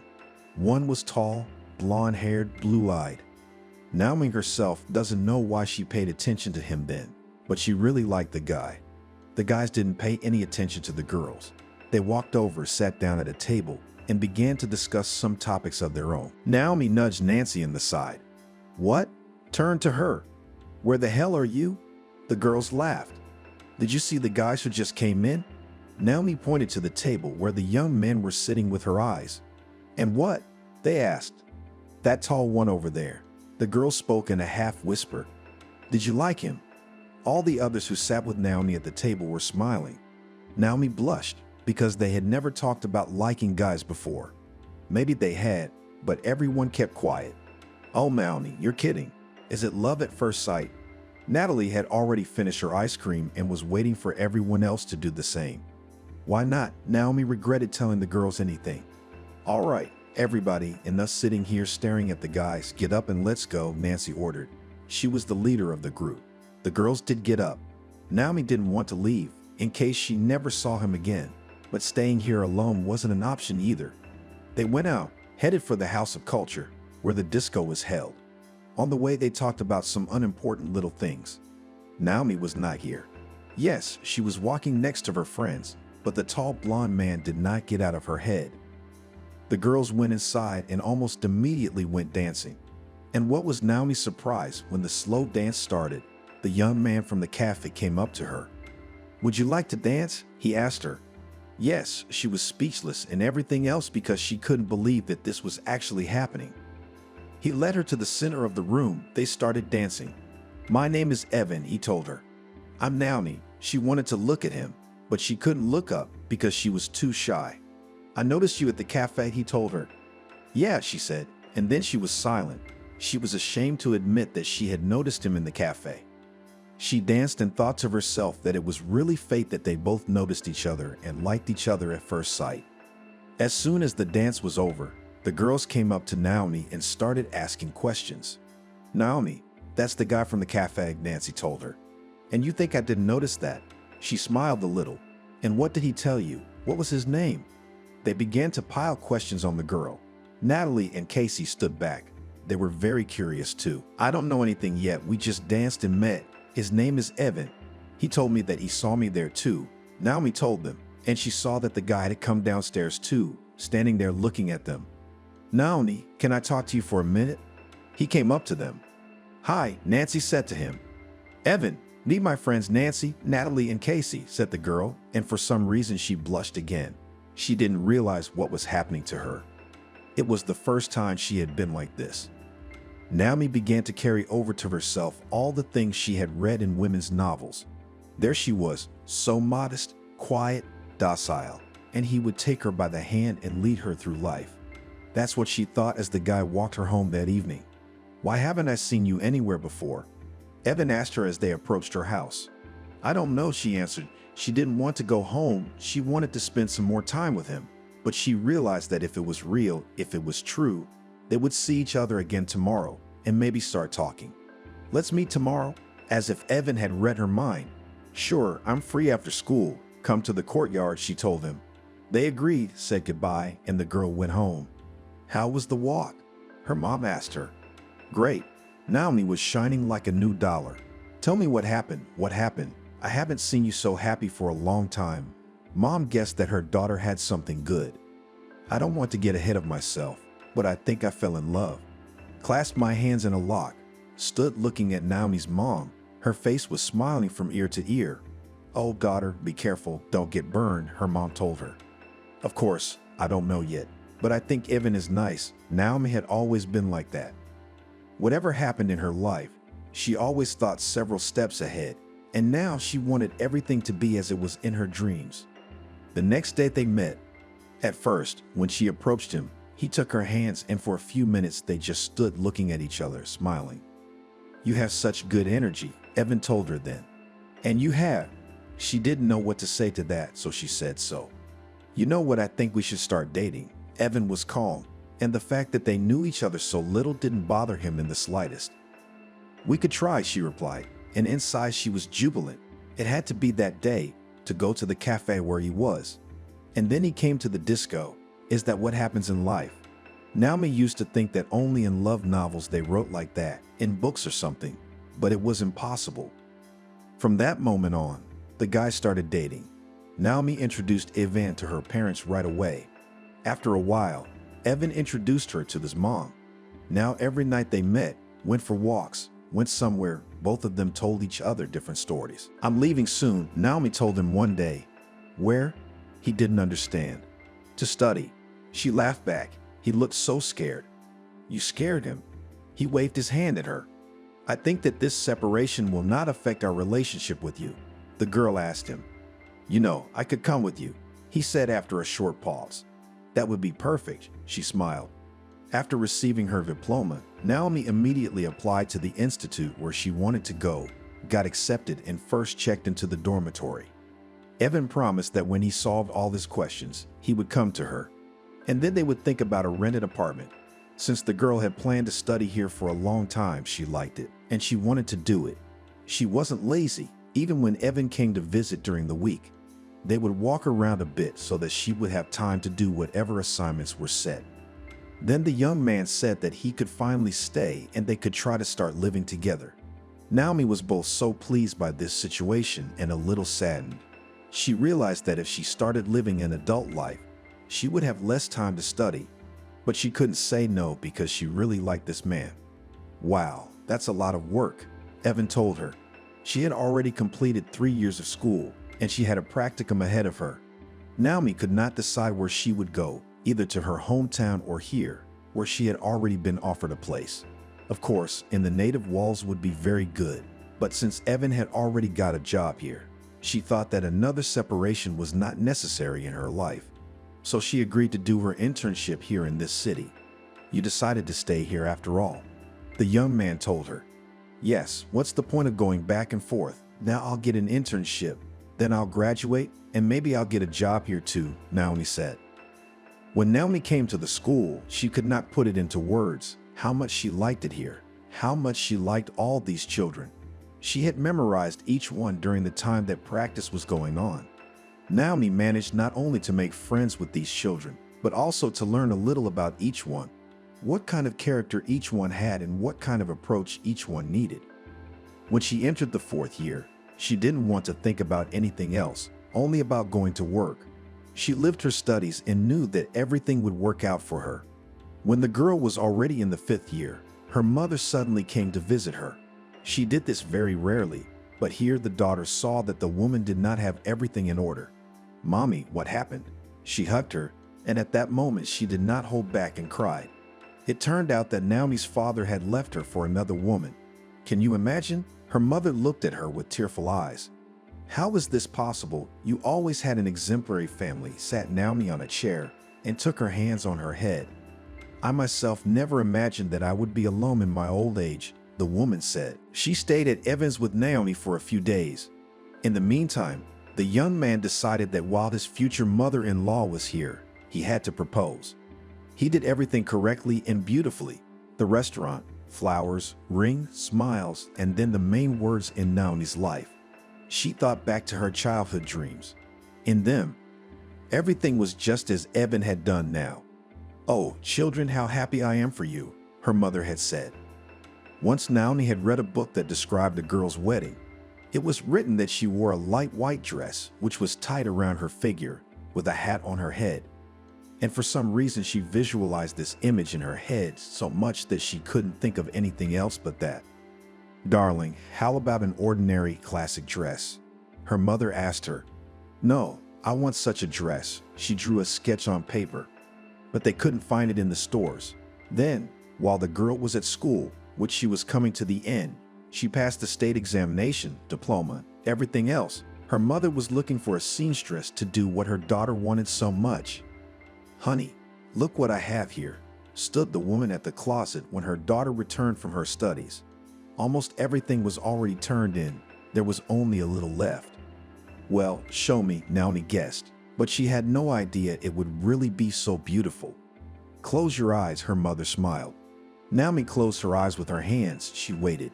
She heard the closet door creak open. She took her hands away. She watched and remained silent. "Mom," she finally exhaled and walked over to her. "Everything for you, my dear." The woman realized that her daughter liked everything. When Evan came home in the evening, the bride-to-be decided not to show him the update and not to tell him, so that it would be a surprise later. They had dinner, agreed that the application would be filed now, and the wedding would be held at the end of the summer. Naomi wanted to get a job by then, and she believed that everything would work out. "As you say," the young man pressed her to himself. Mom decided to stay with the young people. She wanted to help them in everything, and as soon as they signed to leave. So far, everything in the girl's life was as she once dreamed. Study was behind her. Her beloved was near. Only happiness and nothing else. "Hello," she came to school. "Good afternoon," the headmistress looked at her. "I would like to get a job with you." Naomi smiled, because she and this woman had known each other for a long time. When the girl was interning, Beatty herself had told her that she was always welcome here. Of course, Naomi, she extended her hand and took a folder with documents. The girl was sure that she would succeed. There was not a single doubt. She was expected to work in September, and now she could get married. "Nancy, hi," Naomi called her friend. Since they'd been separated, they'd seen each other very rarely. "A friend, finally," she said. "I want to invite you to the wedding," Naomi said, and listened to her friend's reaction. "Are you going to call Natalie and Casey yourself, or should I?" Nancy asked. "No, I'll do it myself," smiled the girl. "Okay, see you later then," said the friend, and they said goodbye. After that, Evan booked the restaurant. Everything was ready. There weren't very many people at the wedding, but it was fun. Evan and Naomi were happy. Mom went home. She hated it so much, but she couldn't stay with the kids all the time, could she? "Beloved, now we have to think about the babies." Evan hugged her, burrowed into her hair, and whispered. "Beloved, wait a little while. I have to do some work," she said. "Yes, of course," he kissed her. The work was not easy. At first, Naomi, when she started working, had been kind, making concessions to everyone. But with the children she worked with, she had to be strict with them because they could be sassy. If you were nice to them, they didn't listen, they behaved badly. Naomi began to develop a strong character, a strong voice, and though she cried a lot in the evenings, she liked working at the school. "Why do you go there if you cry afterwards?" Evan said irritably. He couldn't see his wife suffering. "No, I like everything. It's just emotions I can't let out." She lifted her face and smiled. "I see, it'll get you through school." Her husband didn't like the way things were going. 3 years passed. Naomi still hadn't talked about having kids, even though Evan really wanted to. "Well, wait a little longer," she told him. "How many can you do? Look at yourself." "With your school became nervous, twitchy," he told her reproachfully. "Darling, don't be nervous." She sat up to him. "Good." He kissed his wife on the neck. At work, the girl was praised, and after 7 years of her work, the director summoned her to her office. "Hello," walked an excited Naomi into her office. "Have a seat." The woman showed her to a chair. The young teacher was worried. "Naomi, would you like to be a head teacher?" the principal asked. "What?" The girl didn't expect to hear that. "Why, you worked. You have all the indicators on top." Saw Naomi that in the hands of the headmistress again all her documents. Good, it meant a promotion. which meant she was doing a good job. Back home today, she returned in high spirits. She and Evan had had a strained relationship for about 6 months. He could stay late at work, go out with his friends, and more. The only complaint he had with his wife was that she was exhausted and worked too hard. Nauman hoped that it was just a crisis in the family life, and that soon everything would pass and it would be like before. "Evan, I'm home." She entered the apartment, but the answer was silence, as usual lately. The girl went to the kitchen. She put the kettle on, made a light salad, sat down at the table. After that, she picked up the phone to call her husband. When she opened the list of recent calls, she grinned. Why does it like this? She asked herself. Before, when she first wrote down her future husband's number, she had him listed as her favorite, then changed her phone and listed Ivan with just a name. But now the screen was simply labeled husband. Where had it all gone? Where was this great love of theirs? At that moment, he answered her. "Honey, where are you?" Naomi asked him. "And you?" "I'm at home." I wanted to cry. "And I'm at work," he said, because a couple of years ago, he used to come and wait for her, cook dinner, buy flowers, and his wife was gone. When he called, she said she was at work. "It's late." She looked at her watch. And what Allah had piled up, he lied to her. "Come, we need to talk," she asked. But he came back when Naomi was already asleep, did something briefly in the kitchen, then came into the bedroom. He took a pillow and a plate and went to sleep in the hall. "Good morning." She passed him when she woke up. "Morning." He squinted against the bright keshi because Naomi had opened the curtains. "We need to have a serious talk." Naomi stood over him. "Good." They walked together to the kitchen for breakfast and coffee. As they sat at the table, she stirred the sugar in her mug and looked at her husband. "Why don't you tell me where you disappear for so long every day?" the wife asked Evan. "You know, at work," he told her. "Okay," she nodded. "And what's the name of your job?" "What started it?" He wanted to leave. "No, we'll talk," as if turning on the teacher girl. "If you don't believe me, it's none of my business," he told her.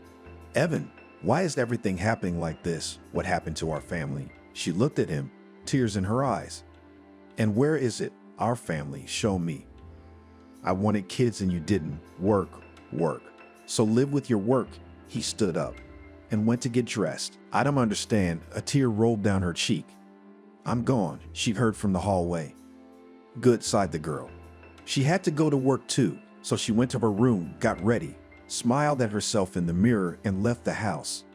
"You don't look so good," her colleague and friend said to her at work. "Yes, my husband's having a little trouble." Naomi didn't want to talk to her. "Okay, when you want to tell her, you'll tell her yourself." She didn't bother her. In the evening, when Naomi was home, it was empty again. She did everything as usual. She had to do a little work today. She sat at the table until the night before, but Evan never showed up. No matter how many times the girl called him, he was unavailable. She went to bed, and in the morning she found that he was still gone. The phone was silent too. So 3 days passed. Naomi went to work, came home, where there was still no one. "Listen, maybe you should file a search warrant," her friend advised her. "No, you what? And if he is just at friends or women, then everyone will laugh." Naomi did not want to do it. "Fine, do what you want." Her friend didn't insist on anything. Yeah, Naomi just nodded. "Listen, we want to go to a cafe this weekend. Will you come with us?" asked her friend. "Oh, what are you? What about?" After these words, she was silent. She even felt funny. "Who live in?" The woman realized what she wanted to say. "Yeah," Naomi shook her head. "Forget about him. He'll be back now. Give him a beating.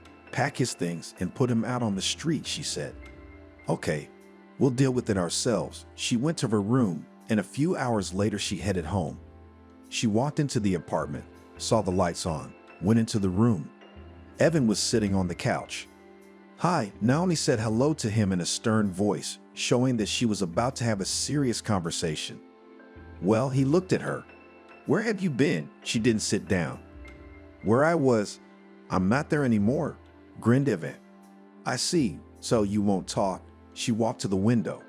"Why not? I was with a woman." He stopped talking. "What?" She turned sharply. Naomi had assumed it, but to have it like this, he himself directly told her about it. She couldn't believe it. What she heard, "I've been seeing a woman for months now." Now she seems to be expecting a baby, my baby. He emphasized the last words in his voice. Good, it became so hurtful that it seemed she was about to suffocate. She wanted to cry, but there were no tears, only a spasm squeezed her throat. Naomi went to the bedroom. She dialed the number of Ariana, the same friend and colleague from school. What's wrong? She picked up the phone. Can I come over? Naomi asked quickly. Of course, she never said no to a friend. Naomi came, told her everything, and then the tears did not wait. The way she was crying now, she had never cried before. That's it, friend. You're definitely coming with us this weekend. You need to relax, summed up her friend. Good, Naomi didn't know what she should even do now. After work the next day, she went home again. Even though she was afraid to see Evan there was nothing to do. But he wasn't there as usual, so she opened her closet and looked at what she had to wear to go out with the girls tomorrow night. A cocktail dress was chosen, shoes. She promised Ariana that she would be beautiful and happy that day. Her husband never showed up, and on Saturday, after working all day, the girlfriends got together in the evening. Shall we have a rest? Ariana asked. Of course, she was exaggerating. They went to a cafe, ordered something to eat, and a glass of champagne. Everything decent. When it was late, Naomi went home. Let's stay a little longer. Look how much fun the music is, Ariana told her. No, I'll go. Naomi didn't want to be here anymore. She would have stayed a little longer, but her friend was always distracted by her other two friends, and Naomi wasn't interested. Okay, can you walk alone? Ariana asked. Sure, the girl smiled back at her. She left the cafe, did not walk a few meters, hit the heel in the grate, which was in the ground, and almost fell. Oops, she bent her foot unnaturally. How come? Not carefully. Some man came up to her. Thank you. I'm sorry. I didn't know what Naomi was apologizing for. Come on, I'll walk you out. He took her under his arm. No need, I'll do it. She looked. There was a bench up ahead. It's no trouble at all, the stranger mumbled. They walked a little deeper into the park and sat down on a bench. Thank you, Naomi thought. Her house is just the other way around. It's okay, he smiled. Only now did the girl realize that champagne they'd been drinking the evening before had given her a bit of a headache. Before that, she had thought everything was fine. Would you like some ice cream? The man sitting next to her suddenly asked her.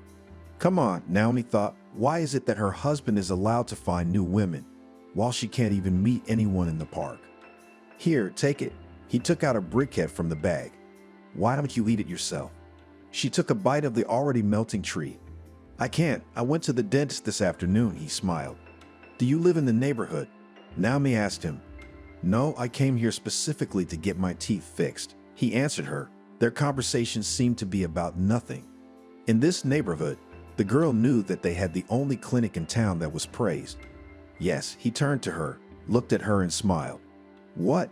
She didn't understand. You got a little dirty. He moved closer to her, wanting to remove the remains of the ice cream that was over her lip. What are you doing? She looked at the stranger. His face was very close. What beautiful eyes you have, he said, and at that moment he started kissing her on the lips. Naomi herself did not know what was wrong with her at that moment, always so decent and correct. Today she just gave in to a total stranger. He kissed her while unbuttoning her dress. She didn't make a sound. It just felt good. After it was over, the girl quickly got up and walked. What have I done? What a fool. She blamed herself. Nothing, Vanechka, to spite you. Why is it possible for some people and some not? She came home and immediately hid in the bathroom. She wanted to wash it all away, but as the shower water poured over her, she remembered the stranger's touch, and her stomach felt heavy. Naomi shook her head, pushing the thoughts away. After that, she went to sleep. When the girl woke up in the morning, her head was cracking so hard that it felt like it was going to split. Yes, I guess I only felt like I had a couple of drinks, Naomi said to herself, and looked in the mirror. At that moment, she remembered what had happened after she had gone home, her face flooded with color. Good thing it was a stranger and they would never, ever meet again. Today was Sunday, which meant no need to go anywhere. The girl decided to spend the whole day at home. She went to wash her face, looked at herself again, and immediately the memories of yesterday popped up in her mind. What the hell is this? She couldn't understand how she'd even gone for it. She washed her face, ate breakfast. Evan was still gone, but Naomi wasn't thinking about him today. She got comfortable on the couch, turned on the TV. There was nothing interesting there. Then the girl decided to call her friend to ask how they ended last night. At that moment, she remembered about herself again. When she imagined it, it was so embarrassing, and suddenly someone saw. But she pushed it away again and dialed Ariana's number. "Hi, how was the party last night?" she asked her friend. "Oh, and don't ask, my head hurts. I'm still in bed," she answered. "I see. Take a pill, then I'll call you later," Naomi told her and hung up. Then she got up. She decided to do a little cleaning. The apartment was already clean. She just needed to dust. And that she did. She thought she should make dinner. She went to the kitchen. Naomi was waiting for something, but she didn't realize it. When it was far after lunch, she sat down in front of the TV again. It was starting some love series. She loved it. At the same time, the girl opened a news feed on the internet to find out what was going on in their city. This page was very popular and convenient. You always know what events and where they happen. What is this? She saw a picture of their neighborhood, and then there was the news text. It said that yesterday a man came to the dentist's office and was diagnosed with HIV. Everyone who had been to the dentist's office that day should be tested immediately to rule out any cases of the disease. Jesus! Naomi clamped her hand over her mouth. She remembered the stranger's words that he had come specifically to have his teeth treated. Why didn't he treat them in his city? What to do? After that, the girl had a panic attack. She thought that if the school found out something, and they were soon to have a medical examination, it would be a disgrace for the whole town. And what next? How to live with all this? Naomi got through the day, and the next day she went to the principal's office first thing in the morning. "I want to quit," she said from the doorstep. She didn't understand. She looked at the employee confused. "What is not clear? I divorced my husband. I want to leave," said the girl so quickly, as if something afraid. "Naomi, calm down, sit down. Let's talk." Betty began to speak calmly. "I'm fine. I just want to get out of here as soon as possible," she said. "Okay, but maybe you can work for a month?" asked the principal. "There are 2 weeks till the end of the year. I'll finish them. I won't work anymore," the girl said firmly. "Okay." The one gave her a sheet and a pen for Naomi to write a statement. It was necessary to finish all the things. Naomi was afraid to meet Ariana. She didn't want to tell anyone anything, because even the closest ones could spread gossip. Now she would come straight to the first class, and as soon as the bell rang from the last class, she would leave immediately. "Girlfriend, what's wrong with you? Where are you? Betty said you were leaving?" Ariana called her. "Yeah, sorry, I don't have time." She was just dropping the call. It was a few days before the end of the furlough period, and Evan still hadn't come home once. No matter how many times Naomi called him, he either didn't answer or just dropped the call. Then his wife decided to leave him a letter in which she wrote that she was not angry with him and wished him happiness, and also that he himself filed for divorce. She does not mind, and let them with a new girl, everything will be fine. The girl put the paper on the table. After that, she went to bed. The next day she was leaving. "Mom, hi," she came home. "Naomi?" She was surprised. Her daughter never came without calling. "Why are you so surprised? I can't come home already?" She smiled naively. "No, it's okay. Come in," took her back the woman. Before this, the daughter had not told her mother what was going on in their family. But now, when they were sitting in the kitchen, she decided to tell her everything. "Mommy, I have to leave," she told her as they sat at the table drinking tea. "I don't understand what happened. Everything was fine with you." The woman was surprised. "Evan found someone else. They are expecting a child, and I can't cope with this situation. I decided to go away." Tears rolled from my eyes. Yes, there might have been some truth to it, but that wasn't why Naomi was crying. She would never stay here, and if the truth became known, she would be ashamed of herself in front of her mother. "Oh my God, my little girl." Her mom hugged her and cried too. "Listen, you remember Aunt Cindy, who lives somewhere in the South?" she asked her daughter. "Well," she nodded. "Maybe I'll go to her place. We used to go there a lot," Naomi suggested. "I don't even know. We haven't talked in so many years," the woman said. "All right, I need the sea air and distance from society now," she lied. "Well, maybe I should come with you," the mother asked. "No, You'll be fine. I'll stay with you for a couple of days and then I'll be on my way, Naomi said in a businesslike manner. Everything was so fast and amazing, not only for the mother but also for the girl herself. Now all the evenings while she was here, they would get together with her mother, and as they had done long ago, they would watch different movies and then discuss them. The mother, in this way, wanted to distract her daughter from bad thoughts. Don't be bored, I'll be there soon, Naomi hugged her, thinking that it might not be true. Good, and you there as you get settled, be sure to call, cried and kissed her woman. Naomi went to the station, got on the train, drove, looked out the window, and thought that this was not the life she had dreamed of. Some women sat next to her and they chatted and laughed. And here she was. The last time she had been here was when she was still in school. For some reason, the village had seemed big to her then. And now, when the cab had brought her there, she could see that there were not so many inhabitants. Anybody home? She knocked on the window. The house sloped and seemed smaller than it had seemed to her before. Come in just for fun, a woman passed by. Okay, Naomi was surprised. She went through the gate, then into the house. It didn't smell very good. Aunt Cindy, shouted the girl. Who is it? She heard from the room. It's me, Naomi. Remember, me and Grandma used to come to visit you all the time, she told her. Oh, Naomi, come in. The girl entered the room. The woman was lying in bed. It was obvious that she was sick. Everything around her was dirty and dark. What's wrong with you? Naomi was amazed that she hadn't reported anything to anyone. It's just something that happened. I came home from the hospital and I'm lying here. Neighbors go help, but still, everything is not the same, Caroline complained. Why didn't you tell anyone? Naomi was still standing in the middle of the room. Why burden anyone with your problems? She wanted to smile, but she did it very badly. I see. I think that you will not refuse me hospitality, and in return, I will do everything here and help you, Naomi said. Great, stay. I won't be bored, said Caroline. From that moment, Naomi started cleaning the house. She went to the store and bought some groceries to cook something in the evening. As she walked down the street, she realized that there were only a few houses left in the village, just like the inhabitants. Hello, why did everyone leave? Naomi asked a woman passing by. I don't know. They're all going to the city, she shrugged. I see. Naomi nodded her head. It was even better for her. Less people, less gossip. Who are you? Who are you here to see? The local woman asked back. To Caroline, she is sick. She needs care. Naomi caught herself thinking that she had started to lie a lot lately. Oh, that's good. And we're all worried about her. The woman smiled. Everything will be fine. They walked down the street together.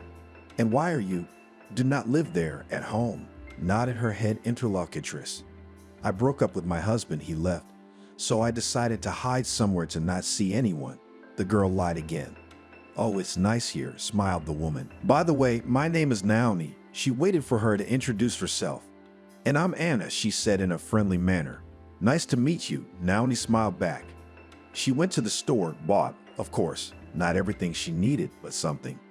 I'm back, she informed Caroline when she got to the house. She heard nothing in reply. She was frightened, but when she entered the room, she realized that her mistress was just sleeping. The girl covered her with a blanket and herself went to the kitchen. Naomi liked it here very much. She remembered from her childhood how she used to go swimming with the local kids. Now she wanted to dive into the cool water. She was alone here. No one was bothering her at all. And that was a good thing. Recently, Naomi thought about herself, her life, her health. It was sad that everything turned out this way, but there was nothing left. She didn't take any tests on purpose because she didn't even want to know that there was something wrong with her. Today and the next few days, she spent a lot of time on the beach. Caroline, how are you? She came to the house, which was now bright with sunlight. She was fine, she said, but she sounded like she was moaning. Great. Naomi saw her cheer up, but she realized she wasn't really. The woman was constantly on painkillers. The girl herself did not think about anything. She considered the diagnosis, which she had recently learned about, very terrible and fatal. So she thought that as long as she was given, she would spend her time here. Maybe someday she would invite her mom to visit, but that was something to think about later. For now, she needed to get the house in proper shape. She had already done it inside, but now she had to do something outside because everything looked not very nice there either. Baba Anna, Naomi had come to the woman's house and was now calling out to her. Yes, Naomi, she went outside. Isn't there a couple of sturdy men who could help me? Asked the girl. Oh, I'm not here, but you can call and they'll come, she said. But Naomi didn't want to invite anyone to the village. She decided that she would do everything in time. Now she was in no hurry. Thank you, she went back. Wait. Come in for a cup of tea, the woman offered her. Thank you, the girl went to her. She didn't want to talk to anyone at first, but knowing how people lived in the village, she didn't want them to say anything about her. Caroline, now I'll heat up dinner and we'll eat. Naomi thought that here she began to feel something different than before. She wanted so badly to call her friend, to tell her that she was doing well, but she didn't. She had thoughtfully changed her phone number when she left, and now no one knew where she was or how to call her. She'd also warned her mom not to give her contacts to anyone. Oh, I feel so bad today, the woman said. Now Naomi went to the room to give the mistress a shot. Naomi, sit down, she was breathing heavily. What? The woman came closer to her and sat down beside the bed. Listen, I have no one. All my life I thought, here now, I'll earn money, and then a husband and children. But you see, as it turned out, if I'm gone, you can live in this house, I'm there. She pointed her hand to the table and stopped talking, closed her eyes. It was obvious that it was difficult for her to talk. Naomi took Naomi's injection and gave it to the woman. You could hear her feeling better. Thank you, Cindy looked at the girl. It's going to be okay, Naomi repeated like a mantra. Thank you. You got here just in time, the woman said. A month passed, the second, as Naomi lived here. She liked everything, only she missed her mother very much. The girl went every day to the neighbors, which were not so many. She tried to pay attention to each of them. On some days she made pies and invited everyone to her yard. Carolina was getting worse every day. Maybe you should go to the hospital, Naomi suggested it. No, they wouldn't help, she coughed. I don't know how to help you, Naomi cried every day. You don't have to help me, just let it go.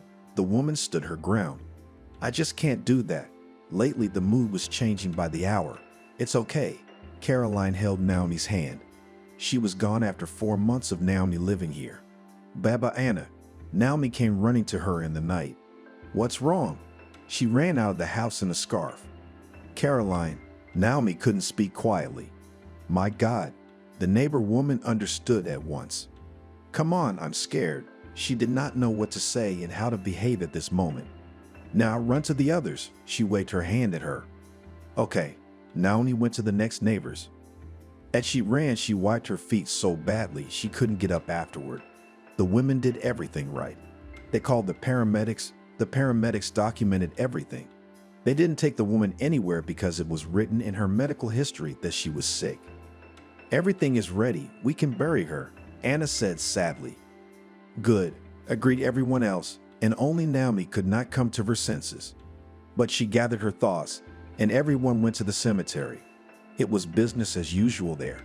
After all sat down at the table, memorialized, said a few words, and began to disperse. And you, girl, why don't you take care of yourself? Asked Naomi Anna, who stayed here. Don't you understand? The girl looked at her with big eyes. You'd have a baby under your heart, smiled Grandma Anna. What? It can't be. Now Naomi realized why she felt so bad and her mood was changing. It can, and indeed it can, smiled the woman. And what to do now? Was as the frightened girl. You what? Baba Anna laughed. No, sorry, Naomi realized that now she could give herself away. You see, her husband left and left you a present, the woman said. Yes, a present, Naomi shook her head. Now she wanted to be alone to think. Don't be sad. We'll help you with everything, Anna said. Forgive me, I'm tired. I need to rest and think about everything, Naomi said to her neighbor. That's it, I understand, I'm leaving. She got up and went to the exit. And Naomi was left alone. She sat by the window and began to think about what to do and how to be further. If there really was a disease, it could be transmitted to the child. If you go to register, you have to take tests. Everything will be clear at once. No, I will not do anything. Let everything go as it goes, she said to herself. The next day, the girl went to the city, went to the store, bought tests. and then everything that may be useful in childbirth. She realized that there would be a lot of blood, so she took gloves for her hands so as not to endanger anyone. And as for the baby, she had wanted one for a long time, and there was no way she was going to give it up now and not hurt it. Naomi had made up her mind finally. Since Grandma Anna knew about her situation, she had already told everyone the good news. When Naomi arrived from town, they were waiting for her. One brought milk, the other curd. Here, now you need it, all your own, homemade, useful. They gave the girl all this in her hands. Thank you. The girl was grateful. Eat, to your health, they smiled, sincerely happy for the girl. Thank you very much, Naomi smiled, but she wanted to cry. She went back into the house. The girl realized that now, if she had a child, he would need a lot of things. She used to have some savings of her own, and Caroline gave her pension. It was enough for everything. Now he had to figure out something to earn money. There were no organizations here, except for the store, but there was a salesman. Yes, and now, when her belly starts to grow, Naomi won't be able to stand behind the counter for hours at a time. So let's remember the youth, Naomi said to herself, and went to the room. She saw there Carolina had a lot of yarn and different material. The girl took out yarn and needles, sat down in an armchair, and began to knit. Not an hour passed, and she already had a small toy in her hands. Great. She evaluated her own work. After that, she went and sat down at the computer to sell. It is necessary to tell people that she is doing it.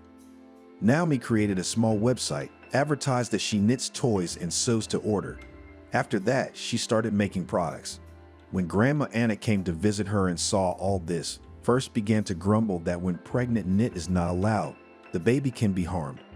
But Naomi did not believe in such omens. She continued, "You know what, and take my old machine, even though it is many years old, but it can still do a lot of things," said the woman. "You have no idea how you will help me." Naomi has already thought about this topic, wanted to rent somewhere. "Nothing, sew me a robe," laughed the neighbor. From that moment, the girl began to sew. She was good at it.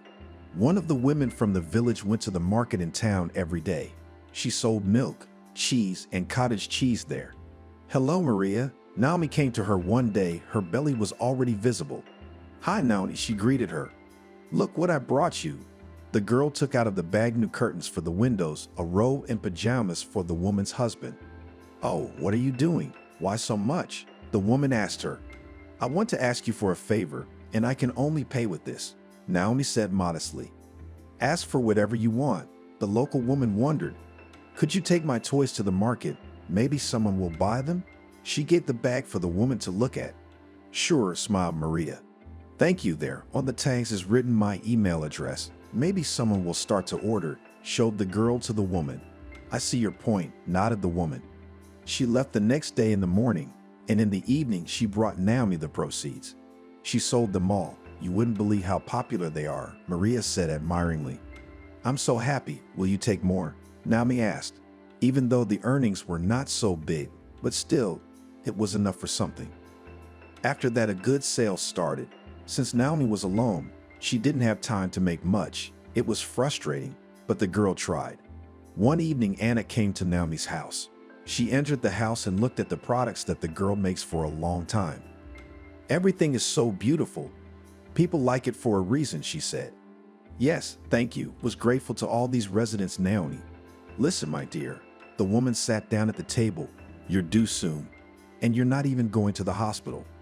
You see, I have a fear of big cities lately. I don't know, maybe it was the divorce. I had to lie to the girl again. And where are you going to give birth?" Grandma made big eyes. "Here," she showed me the place she had prepared for the birth. "What? Are you crazy?" Grandma Anna was surprised. "What's wrong? Everyone used to give birth like this." Naomi almost cried. She was waiting and afraid of this conversation. "Okay, and then what?" The woman didn't understand. "Nothing, we'll give birth, then we'll register the child, and that's it." Naomi shrugged her shoulders because she didn't know what would happen afterwards. "Okay, girl, you are risky. You need to tell Aurora what you have made up." She stood up and headed for the exit. "Thank you." The girl threw her arms around the woman. Sometimes Naomi, when she wasn't working, started to think about how and what would happen. She hadn't told her mom how surprised she would be when she found out about her grandson. And that was the worst part. Sooner or later, if she was sick, someone would find out. Everything will be fine, Naomi said with each stitch as she knitted or sewed. It calmed her down a bit. When the girl was already in her last month, she received a letter in the mail. It was from some private store. They wanted to order from the girl a small batch of toys to try out. That day, Naomi had a feast. She made pies again, cut up salads, and invited the closest people, which was practically everyone. I didn't think it would work out, shook her head at Maria, who was still driving and selling what the girl gave her. To be honest, I didn't really believe it myself, Naomi said quietly. Okay, it's okay. Grandma Anna stroked her arm. A week later, Naomi went into labor. She made her way to her neighbor's house and told her everything. At first she groaned, then screamed and ran to Aurora, who knew how to deliver babies. It's like a primitive system. You could have called the hospital, Aurora said. It's too late to call somewhere else, grumbled Anna. Water, the woman commanded. Here, Naomi handed her a bag containing bandages, gauze, gloves, masks, and more. What's all this for? Aurora didn't understand. Just in case, for sterility, Naomi said between contractions. Okay, Aurora and Anna put everything on. They looked ridiculous now. Oddly enough, everything went very well. The whole thing lasted about 3 hours, and here's a mother holding her newborn son. Should we call an ambulance? Aurora asked the girl. If necessary, I'll do it myself, she thanked her. Aurora left, and Anna stayed in the house for a long time.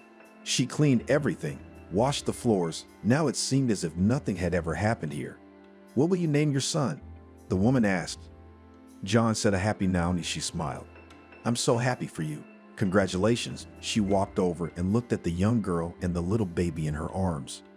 If it wasn't for you, cried the girl. She thought to herself, if it weren't for her, then she wouldn't have been so careless in the park.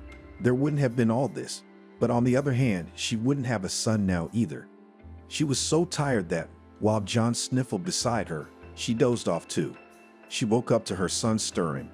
Naomi was so curious about all this, she tried to feed the baby, but there was no milk yet. The next day, the whole village came to congratulate the young girl. It was necessary to go to register the baby, but Naomi could not do it yet. Everything hurt. Do you want me to do it? Grandma Anna asked. No, now, a little step back, and I'll do everything myself. And who will let you do it? Naomi said quietly. As you know, shrugged the neighbor. For now, the girl was happy every day when she was near Stipa. She couldn't believe that such a thing had happened in her life. But it was true, so it had to be accepted. Alone, Naomi was good, but now, with a small child, knitting and sewing was possible only in those moments when John was asleep. The girl was very tired. She just fell off her feet. But there were orders, and not small. The girl had a choice. To refuse all customers and lose them forever, or a little patience and have an established base. Now the girl had to make another separate tab, which demonstrated what Naomi was sewing, because where the toys were, it was no longer relevant. What are you doing, girl? You must be exhausted already. Grandma Anna came to her once again. No, I'm fine, Naomi answered her. Why haven't you registered the baby yet? The woman asked. We'll do it, Naomi said tiredly. Look at you. Who do you look like? And let me take John for a walk, and you get some sleep, the woman said sternly. Naomi looked at her and fell asleep as she walked. That's it, no more talking, go to bed, the woman commanded. Thank you. That's all the girl said. While Baba Anna went outside, the young mistress was already asleep. She was so tired lately that she just couldn't stay on her feet anymore. Sam came home. He lived with his mom. He was fine, but he couldn't forget one thing that happened to him recently in the park of the neighboring town. Son, why are you sitting there? At least go out, the woman said to him. I don't want to, he told her. The young man worked for himself. He practically never left the house because he didn't need to. How so? I don't want to. All young guys go out, meet girls, and you are always alone, like a beggar. The woman was indignant. I like one girl, he confessed to his mother. And why don't you go out with her? Don't invite her to visit. The woman was surprised. Because I don't know her, he answered truthfully. What do you mean? The woman didn't understand. Just like that, I don't know, that's all. The young man began to feel sad. At that moment in the park, he didn't know what had gotten into him. He just wanted to kiss her, but it had gone too far. And now those eyes, the smell, the hair, everything came back to him, and he couldn't get rid of it. When a few weeks had passed since that moment, the young man decided to go to the place where he had been not so long ago and meet his mysterious stranger. He remembered that she had told him about the neighborhood where she lived. He would walk there. Then he would go to the park, sit on the same bench, waiting for her to remember and come. But it didn't happen, and the guy was bored and suffering. "Why are you like this? How long has it been?" His friend asked him. "You see, there is a girl I want to find, but I cannot," he said to his friend. "And what's the problem? The internet will help you," he replied and smiled. "You see, I don't even know her name," he still said sadly. "What do you know?" "Nothing, the city where she lives. And that's all." Sam waved his hands. Understandably, the friend asked everything he knew, wrote down, promised to think of something. But the latter couldn't do anything about it either. Naomi's social media accounts didn't list her as living in the town where they'd met Sam. And there was no other way to find her. "So friend, don't be sad.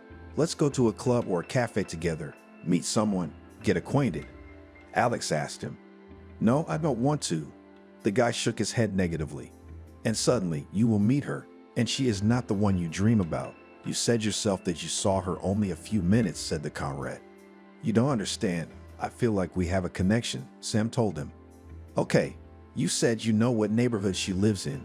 Maybe we'll go there and just walk through all the houses," Alex suggested. "Do you have any idea how many there are?" The young man was surprised. "Well, what do you suggest then? Imagine how many women from this city, and suddenly she was there, not a local, just like you." Could not change his friend's mind. "Alex, I don't want to talk about it." Sam didn't want to talk about it. He didn't want to talk about it at all.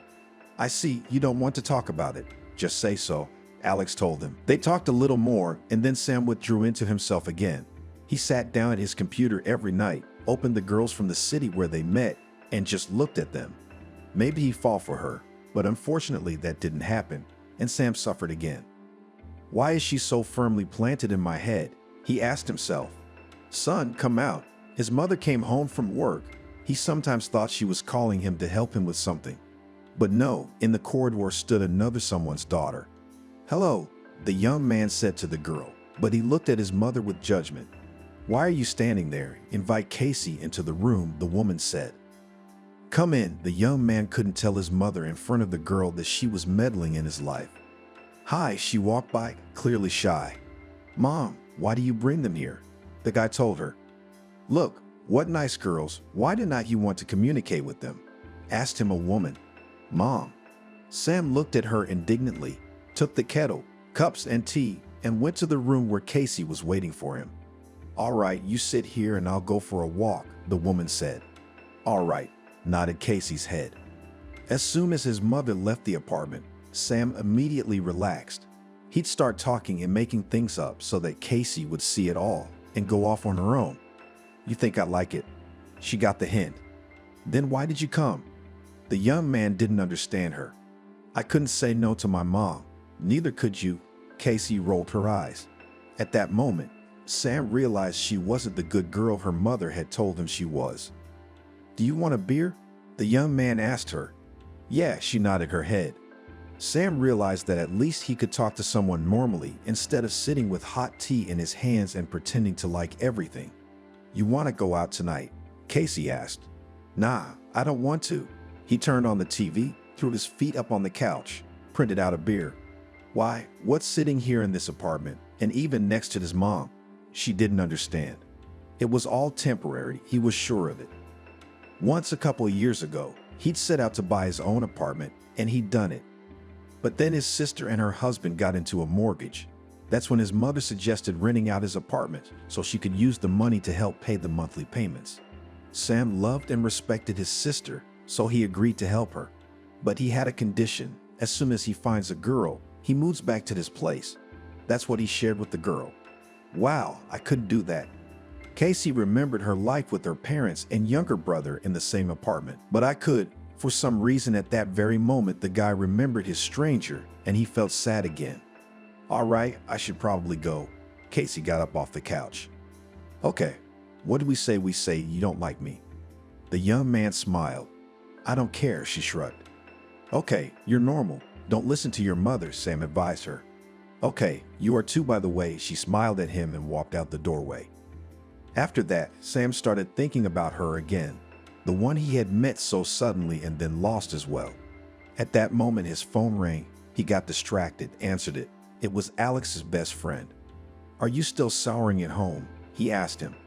Yeah, my mom just brought my girlfriend over. Sam told his friend how his mom was matchmaking him. I wish I could do that, the friend envied. Want me to introduce you? The guy asked in a friendly way. Sure, can you? Alex wasn't sure about it. Wait, the young man went to the balcony. Casey just came out of the entrance. He shouted to her, asked her to wait a bit. She got curious. She stopped. That's it, friend. I'll call you back. Meet me today at 7 as usual at our place, Sam said, and hung up. He changed his clothes, went out, closed the doors, and went downstairs. Did I forget something? She looked at him. No, I just thought we could go out tonight. He walked beside her. Well, why the sudden change? She was walking beside him. Honestly? He turned to her. Yeah, she was smiling. I have a friend, Alex. He's been looking for a normal girl for a long time. I suggested he meet you, he laughed. What are you doing? She didn't understand. Thought now that I'm acting like a mother by pandering. The guy explained to her. Well, yeah, Casey agreed with him. So are you in? Sam asked cheerfully. We can, why not? If you're so fun, you're probably a friend too, she concluded. Yeah, Alex would be even more fun. They were already on their way to the cafe where their friend was supposed to join them. They arrived, sat down at the table. Sam looked at the clock. It was still half an hour before Alex was supposed to show up. The young man made an order for now. He was sure that Casey must like the comrade. When the maid arrived, he was cheerful and he liked Casey right away, especially since her best friend had recommended her. Hi, I'm Alex. He took a seat next to her. Casey, she looked over and realized that her new acquaintance hadn't fooled her. Well, you guys hang out and I should probably get going. Sam started to get ready. No, where are you going? For some reason, they started stopping him together. Sit, socialize, why do you need me? Young man did not understand. Come on, really go, his friend waved his hand at him. He wanted to socialize with Casey, and he knew that if Sam stayed here, he would be sad all evening again. Sam went home. It was possible to please his mom that Casey was attached after all. Of course, that wasn't the right word for the girl, but he couldn't think of any other. I'm home. He walked into the apartment. Where's Spataka? His mom came out. She stayed at the cafe with Alex, said the guy cheerfully. What about Alex? What about you? The mother got excited. Look, she's nice, and Alex has needed one for a long time. So I introduced them. Sam went into the room and closed the doors behind him. Good, went the woman to the kitchen. She wanted to cry. She thought that her son was not all right with the psyche.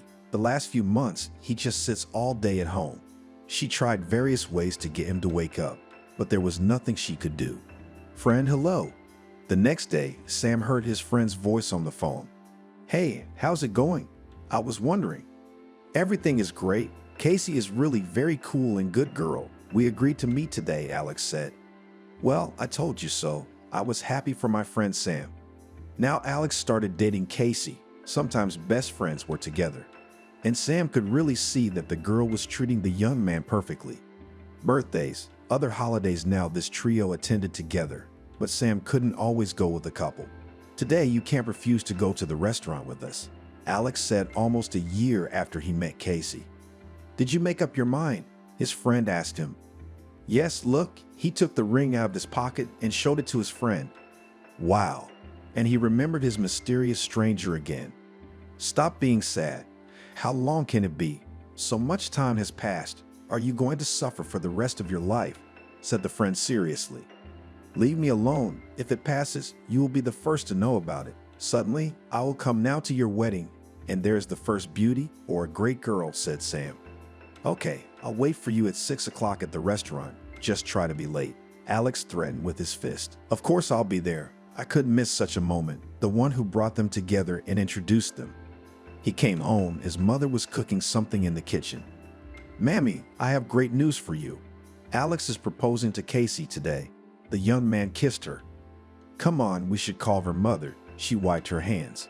"No, you don't need to call anyone. It's a surprise," said the son, and stopped her. "Well, when will you decide to do it? It's been so long and you're still a recluse." She shook her head. "Oh, Mom, it's not about me now." The young man wrinkled his nose. In the evening, he was at the restaurant at the appointed time. Alex was already waiting for him.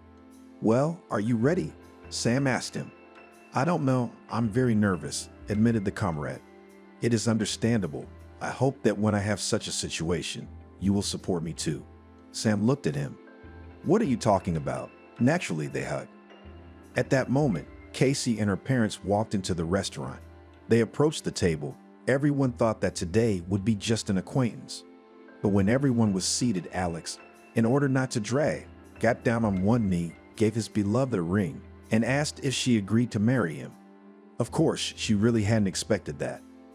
Sam looked at the couple. He didn't realize it could end up like this when he suggested his friend to meet Casey. "That's it. Now we have to get ready for the wedding," the young man said. "Keep in mind, you'll be a witness." Alex looked at him. They've been gone for a long time. The guy was surprised. "Will we have them, Casey?" He looked at the girl. "Yes," she confirmed. "And who will Casey have?" Sam raised an eyebrow. "The witness?" she clarified. "Well, not at the guy." "You'll see," was all the girl replied. "Okay," said the friend then. Nothing interesting happened next, so Sam sat for a while longer and started to get ready to go home. He came in. His mom was still awake. "So how'd it go?" she asked. "Great, Mom. I'm tired. I'm going to bed.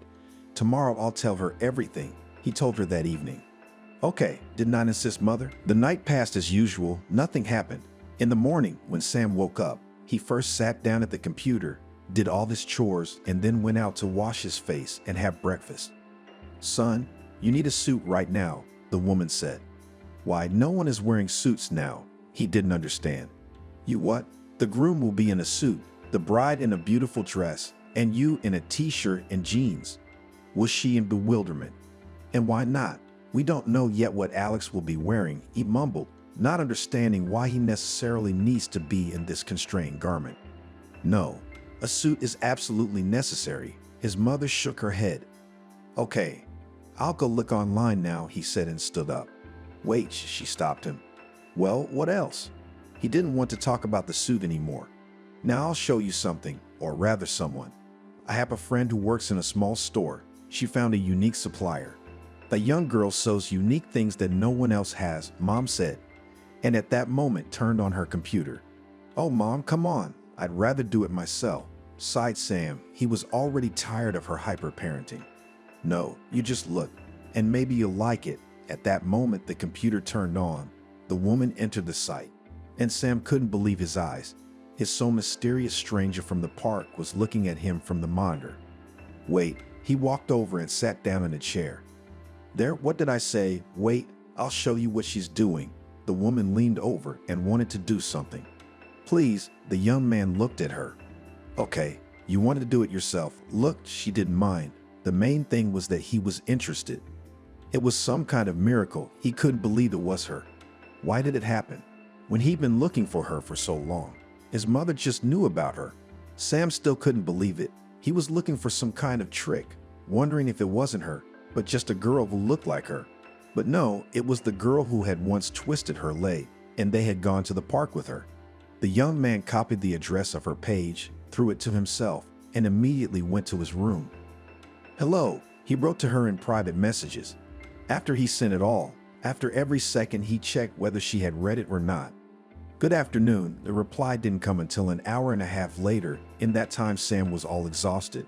He wondered if it was a fake site. "I would like to order a costume from you. I will be a witness at the best friend," he wrote her.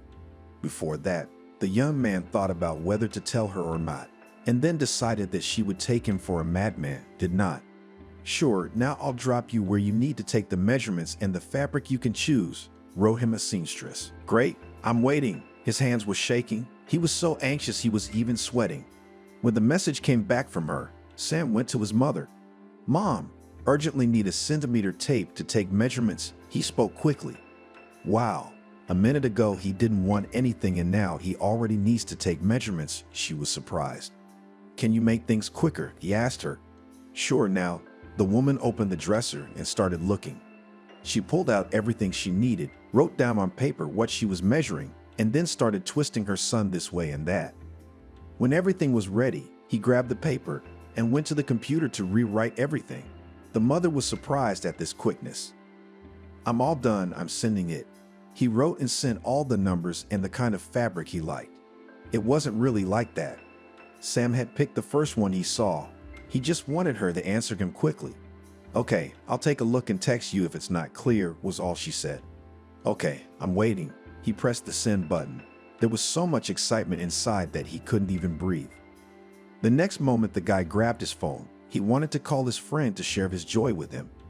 "Alex, hi." He spoke quickly and loudly. "Sam, I can't talk yet," quickly muttered the friend. "Too bad," sighed the man and hung up the phone. He couldn't sit or stand or do anything else. He wanted to sit at the computer, to write to her. Sam knew now that the girl's name was Naomi, and that was fine.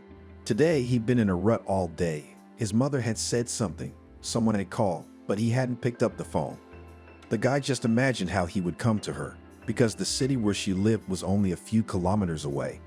"Hello." He heard one thin peak in the morning and immediately jumped up. He knew she was writing.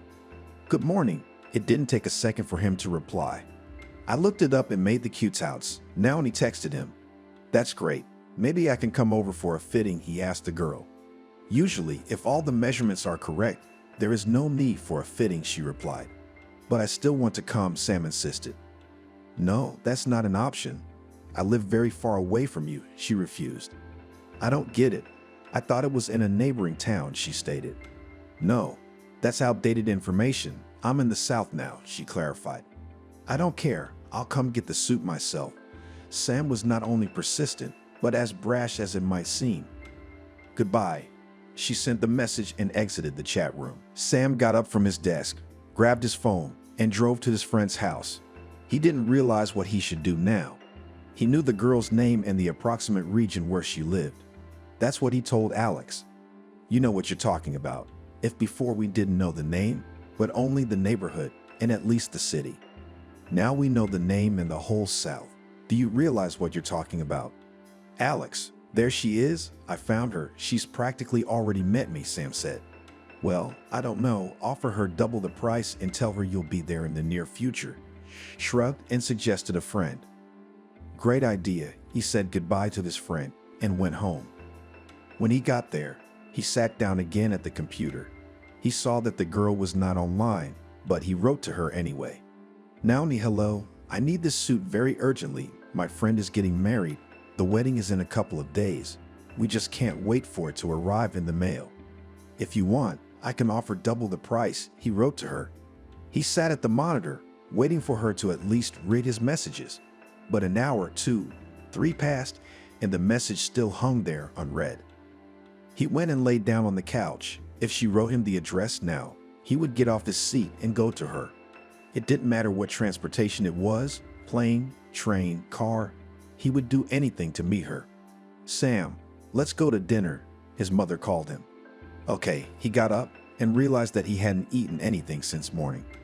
The young man went to the kitchen. Even though he was hungry, he didn't eat like he always did. "What's wrong?" Mom asked. "I'll tell you later, if everything works out," answered her son with some riddles. "Something with work?" She began to guess. "No, Mom, you can't guess." Sam wanted to eat and go back to his room. "Okay, you don't have to say it." The woman pretended to be offended. "Mom, it's okay." Her son came up to her and hugged her. He realized he couldn't tell her anything yet. When Sam got to his room, he saw that not only had the message been read, but there was a reply. He quickly sat down at the table. "Well, if you need it so urgently, you can come over," Naomi wrote. And these were the cherished words that the guy had been waiting for. "Write your address," he wrote it. And now the seconds stretched like hours as he waited for her to reply. And lo and behold, at the top of the screen he saw running dots. That meant the girl was writing. Sam crossed his fingers. And the next moment, the address popped up on the screen with the neighborhood, city, street, and house.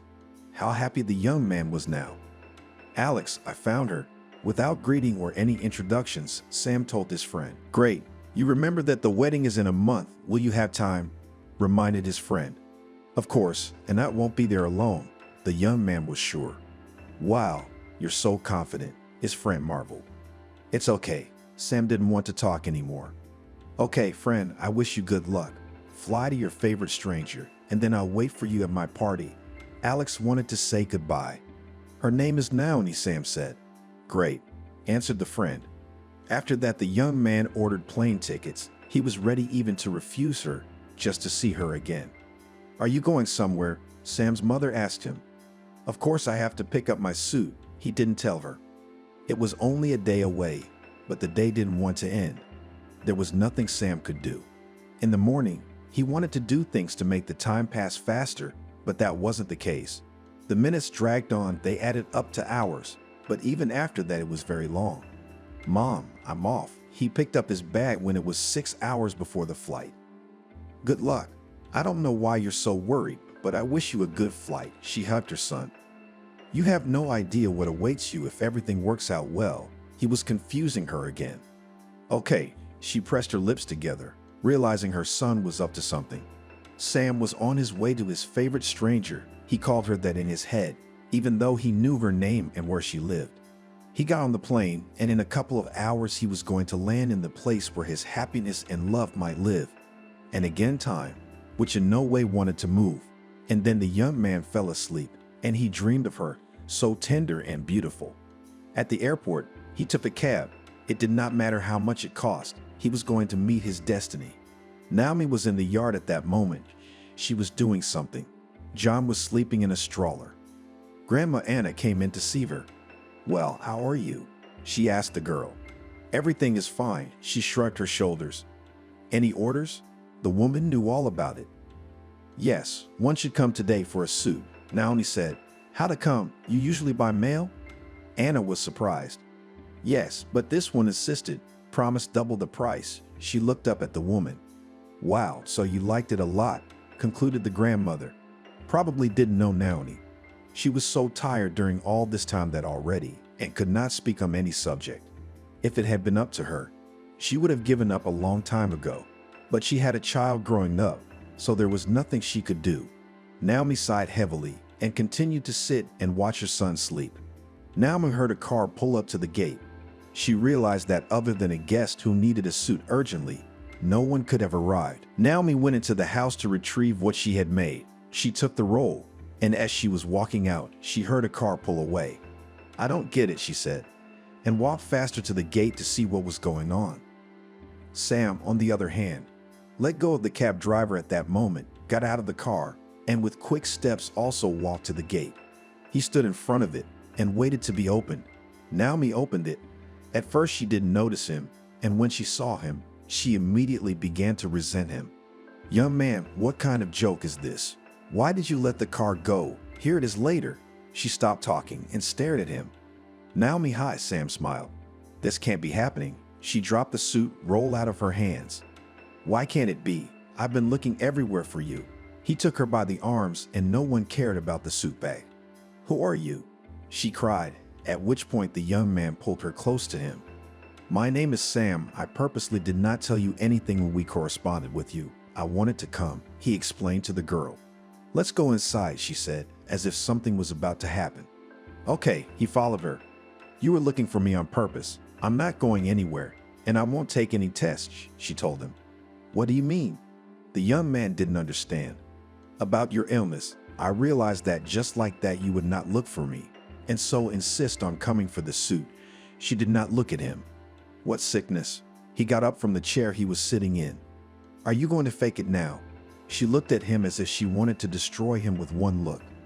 Naomi explained, "I don't understand anything." He approached her. "No need to. I already succumbed to your charms once." She tried to remove his hands. "I don't understand anything. Tell me everything. It seems to me that it's not enough that you and I didn't know each other. So you're accusing me of something else." He looked at her, and the girl saw that the guy really didn't understand what she was saying. Then in the park, She stopped talking and turned away because she felt ashamed again, even though it had been so long. Well, what then in the park? He remembered that, and further, what she was accusing him of, it was unclear. And then she sobbed. So everything, I do not understand anything. We will now sit down, and you will tell me everything in order. He pulled her behind him and put her not on a chair, but on his lap. You really don't know anything. She couldn't believe it. Naomi, when she saw him at her gate, had thought he had been diagnosed with an illness, and now he needed to bring his partner to get tested too. That's why she was acting like this now. I'm listening to you carefully, muttered Sam calmly. Okay, then on the bench, she didn't have time to finish, he interrupted her. I remember that, and I've heard it more than once today. He wanted more than that. They never saw each other once after that, neither he nor she. They didn't know each other's names. What could be the complaints? So you told me that night that you were in our neighborhood at the dentist. She looked at him. I had been. He remembered those words, but he didn't know what she was getting at. The next day, they called everyone there for dental treatment because she couldn't say why. Well, he waited. They found HIV. They had to take tests. She finished her sentence. So what next? He still didn't understand what story she was telling him. You don't understand. There was a sick person there, and you were treating teeth. She didn't finish. She thought he would understand. You thought I was in that clinic and you were infected. He finally got it. Why not? She was sitting with her back to him. Yes, I was in that clinic, but not on that day, but before that. And in fact, if that was the case, I would have been called. You leak contacts there. He pressed her against him and laughed. What you mean? She turned to him. Yep, he nodded, not yet knowing what she had done to cover it all up. Here I am. She covered her eyes with her hands. Uncomprehending, he turned her towards him and took her hands away from her face. You have no idea. And she told him how she had written a letter to her husband, how she had come here, looked after her aunt. Well, you have no idea. The young man didn't know what to say. Wait, she pulled away from him. What? He didn't understand how that could even happen in life. My God, she cried. At that moment, the doors opened and Baba Anna entered the house. Naomi, he's awake, he's hungry, she said. Let him hear, got up from the lad's knees, the girl, and went towards the woman. Yeah, she left and came back a minute later with a baby in her arms. Sam watched all this action and thought he was too late. His beloved stranger was already married and had a child. He even got up and went into the kitchen so as not to disturb her feeding. After that, he stood and thought what to do now. Apparently, he really let the cab go for nothing. Naomi came out to him a few minutes later. She looked at the young man and smiled. You know what they say about coincidences not being random. She couldn't stop smiling. I don't get it. He stared at her. Today in this house, whatever sentence was a mystery to him. It's your son. She lowered her gaze. What do you mean? He furrowed his brow. Now the worst thoughts of the one he had idolized in his head for so long came to mind. Like this, she spread her hands. Then the girl knit him by the arm and led him to the table. There she sat him down, told him how and what, about her husband, about the meeting, how she had decided to take revenge. And that's how it turned out. If it wasn't for that story, she'd probably still be living with the guy who cheated on her. Why didn't you get tested? Sam asked her an elementary question. I worked in a school. It's a small town. I didn't need to explain further. Oh, you poor thing. Why did you leave so quickly? If I'd known your name, I would have found you by now. He hugged her again. Sam, what are we gonna do? She asked him that question, and then she pulled away. What are you doing? He didn't understand her again. I said we, although I don't know. Maybe it's a coincidence again today. She looked at him fearfully. What are you talking about? How many months I've been looking for you. My friends helped me. I know all the girls in the city by sight. He did not deceive her. Do you know how afraid I was of this disease that I still have not registered John? The girl confessed to him. That's great, but now he will have a normal middle name, smiled the young man. I'm afraid not if Evan hasn't divorced me. She lowered her gaze again. That's okay. Know that you'll be fine from now on. Sam pulled her close again. Have you been thinking about me? She couldn't believe that everything that was happening right now was true. You have no idea how. He wouldn't let her go. I couldn't stop thinking about you at first either. I've always been modest. I've never done anything like that. I've never even kissed in public, she confessed to him. Well, we were not in public. He remembered how she had an ice cream over her lip, which he wanted to remove, leaned over and kissed the girl. At that moment, Anna entered the house again. She looked at the young people and could not understand anything. "Is your husband yours?" she asked, pointing at Sam. "No, but," she looked up at him. "I'll be there soon." He turned to his grandmother and smiled. "Great. Get her out of this neck of the woods. The girl has talent and she buried it here." The woman stopped talking. "Do you want something else?" He realized that there was a continuation in this tirade. "Will you accept her, son?" Baba Anna let her eyes go.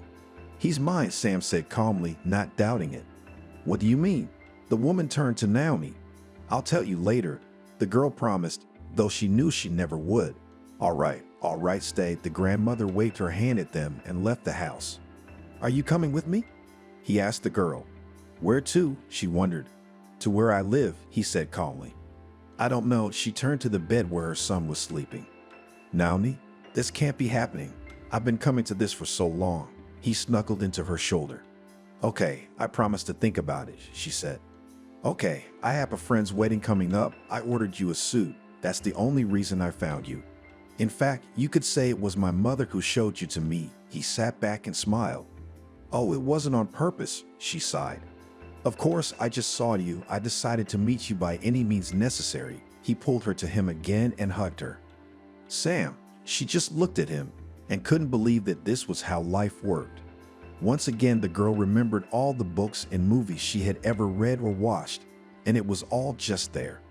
"Are you with me?" He asked her the question again. "Yes," she nodded. What did she have to lose? After all, she'd been through so much before. Now that she knew for sure she had no diagnosis, she could do anything. "Then a couple days here and we'll go to my place." He was happy. I agree. By now she was already snuggling up to him herself. She had missed a strong male shoulder for so long. "That's great. You can't imagine how happy my mom will be." They lay in bed in the evening. "I'm a little embarrassed," she said it, but she remembered that night in the park. She didn't think about it then. "Everything will work out. You will meet my friend, his future wife. We will be family friends," he said, and imagined how Alex will be surprised when he realizes that everything he said is true. The next day, Naomi told Sam that it was necessary to say goodbye to the neighbors. He didn't mind, even talked Maria's husband into going into town and shopping there. Everything was going great so far. "You know I own this house?" Naomi asked. "How would I know that?" He looked at her surprised. "Well, you should know." She kissed the young man. "It's good. We'll hire a crew. They'll do everything, and we'll have a cottage in the south." He hugged her. The most amazing thing began to happen next. When Sam took the plane tickets, Naomi realized that they were going to a city that was very close to where she was born and her mother lived. They got on the plane, flew. The girl was silent. They landed. John was nervous the whole way, probably because of his mother, because she had the same attitude. "Let's go, we should be met." Sam looked to see where Alex's car was. They pulled up, loaded their things into the trunk, drove off. Almost the whole way Naomi was silent. She just didn't know what to say. But when they pulled into her hometown, she couldn't believe it. "Let's go to our place. The girls will get acquainted right away," Alex suggested. "No, I have to go home first," Naomi said. "My place?" Sam turned to her. "No, to your place," she smiled. "I don't get it." He was very surprised. "Sam, this is the town where I was born and lived until I left with my husband to where we met," she began to explain to him.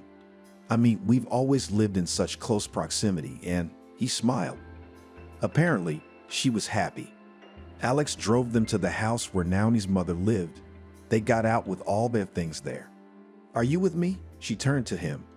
"Of course. I have to see my future mother-in-law and meet her." He took the luggage and they went. When the mother opened the doors, she looked at her daughter and the young man. She was just in shock. "Mamia, I'm sorry I was gone so long." They entered the apartment. "Daughter." She hugged her and started kissing her. "Meet your grandson, John, and this is Sam." The girl looked at the woman. "Naomi." She couldn't help herself and cried. "It's okay." They passed. The woman kept the baby in her arms. She just couldn't believe that her daughter had lived alone somewhere, had given birth, and hadn't even told her about it. I believe everything's gonna be okay now, the woman said. All right, ladies, get ready. My mom's worried too, Sam told them. Yes, now, no one argued with him anymore. They got into a cab and drove to where the young man lived. When they got upstairs and a woman opened the door, for a few seconds everyone just stood there looking at each other. Mom, are we just going to stand on the doorstep like this? Sam asked her. Oh, I'm sorry, I'm confused. The woman led them into the apartment. Mommy, meet Naomi. This is Naomi, your future daughter-in-law.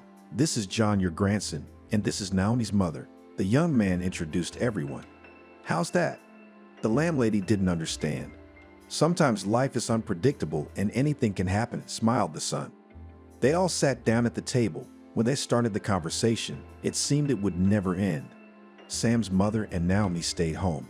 John was asleep, so they left him for a while too. And the young ones went to Alex and his fiancee's house. Do you think your friends will accept me? Naomi asked the young man. Why shouldn't they accept you? You're with me and I'm the best friend. He didn't understand. Well, things happen, she smiled at him. Yes, I know that. He kissed her for the umpteenth time. They stopped at the entrance, got out of the car, thanked the cab driver. At that moment, Naomi saw a familiar figure. Nancy. She was happy to see her childhood friend on the bench. Naomi, what are you doing here? She was surprised too. Here, meet Sam. This is Sam. We're here to meet his friend, the girl said. Nice to meet you, Nancy. The girl looked at him. Okay, we're off, said Naomi. I'm in this entryway too. Let's go together. Nancy didn't want to let them go. They entered, went up to the second floor. Sam went to the door. Nancy rushed there as well. Are you going to this apartment too? She looked surprised. Yes, Sam nodded. Naomi, it's Sveka who's getting married, Nancy announced excitedly. It can't be. Turned to the young man, he was silent. They entered the apartment. On the threshold, they were met by the owner in an embrace with his future bride. Casey, Naomi threw herself into her arms. How was that possible? Sam stood there looking at them. What do you mean? The girls didn't understand. I've been looking for her for so long, and you were just there to tell me at least about my mom. Sam looked at Casey. So you didn't even know her name? Alex interrupted him. That's right, the young man agreed with them. The young men all made their way into the room. They sat around the table and couldn't get enough of talking. Nancy, will you mind if I make Naomi my witness? Casey asked the girl. Of course not. If he's the witness, she pointed to Sam, I'll concede. That was the deal. They sat for a while longer and then separated. I don't believe it's real, Naomi said. Well, you can see that things have happened in your life. He wouldn't let her go, as if he was afraid of losing her again. You're not letting me go to my mom's tonight, Naomi guessed. I'm not letting you go anywhere else at all. He pulled her in and held her tight against him. They returned, the women still in the apartment where Sam lived. They told about the girlfriends. Naomi's mom was just shocked. And then the girl told about the cabin in the south. The moms immediately said that after the wedding they would go there and clean it up. Are we having a wedding? The girl smiled and looked at Sam. If you don't mind, I'm all for it. He kissed her again and again. I first need to know if I'm divorced or not. Naomi looked at her mother. Divorced? The papers came long ago, she confirmed. All right, I just have to register John, Naomi said sadly. Why so sad? Sam didn't understand. I don't know, it's just, she shrugged. After that, the young man pulled her into his room. There he told her about the apartment, but if her mother was going to leave, there was no hurry. Shall we just sign? Naomi asked. Are you okay with that? He was embarrassed. Only now he thought he could have come with a ring. Yes, she turned to him, wrapped her arms around him and pressed herself against him. You're my one and only love for life. That's how coincidences happen. Sam didn't believe in his happiness.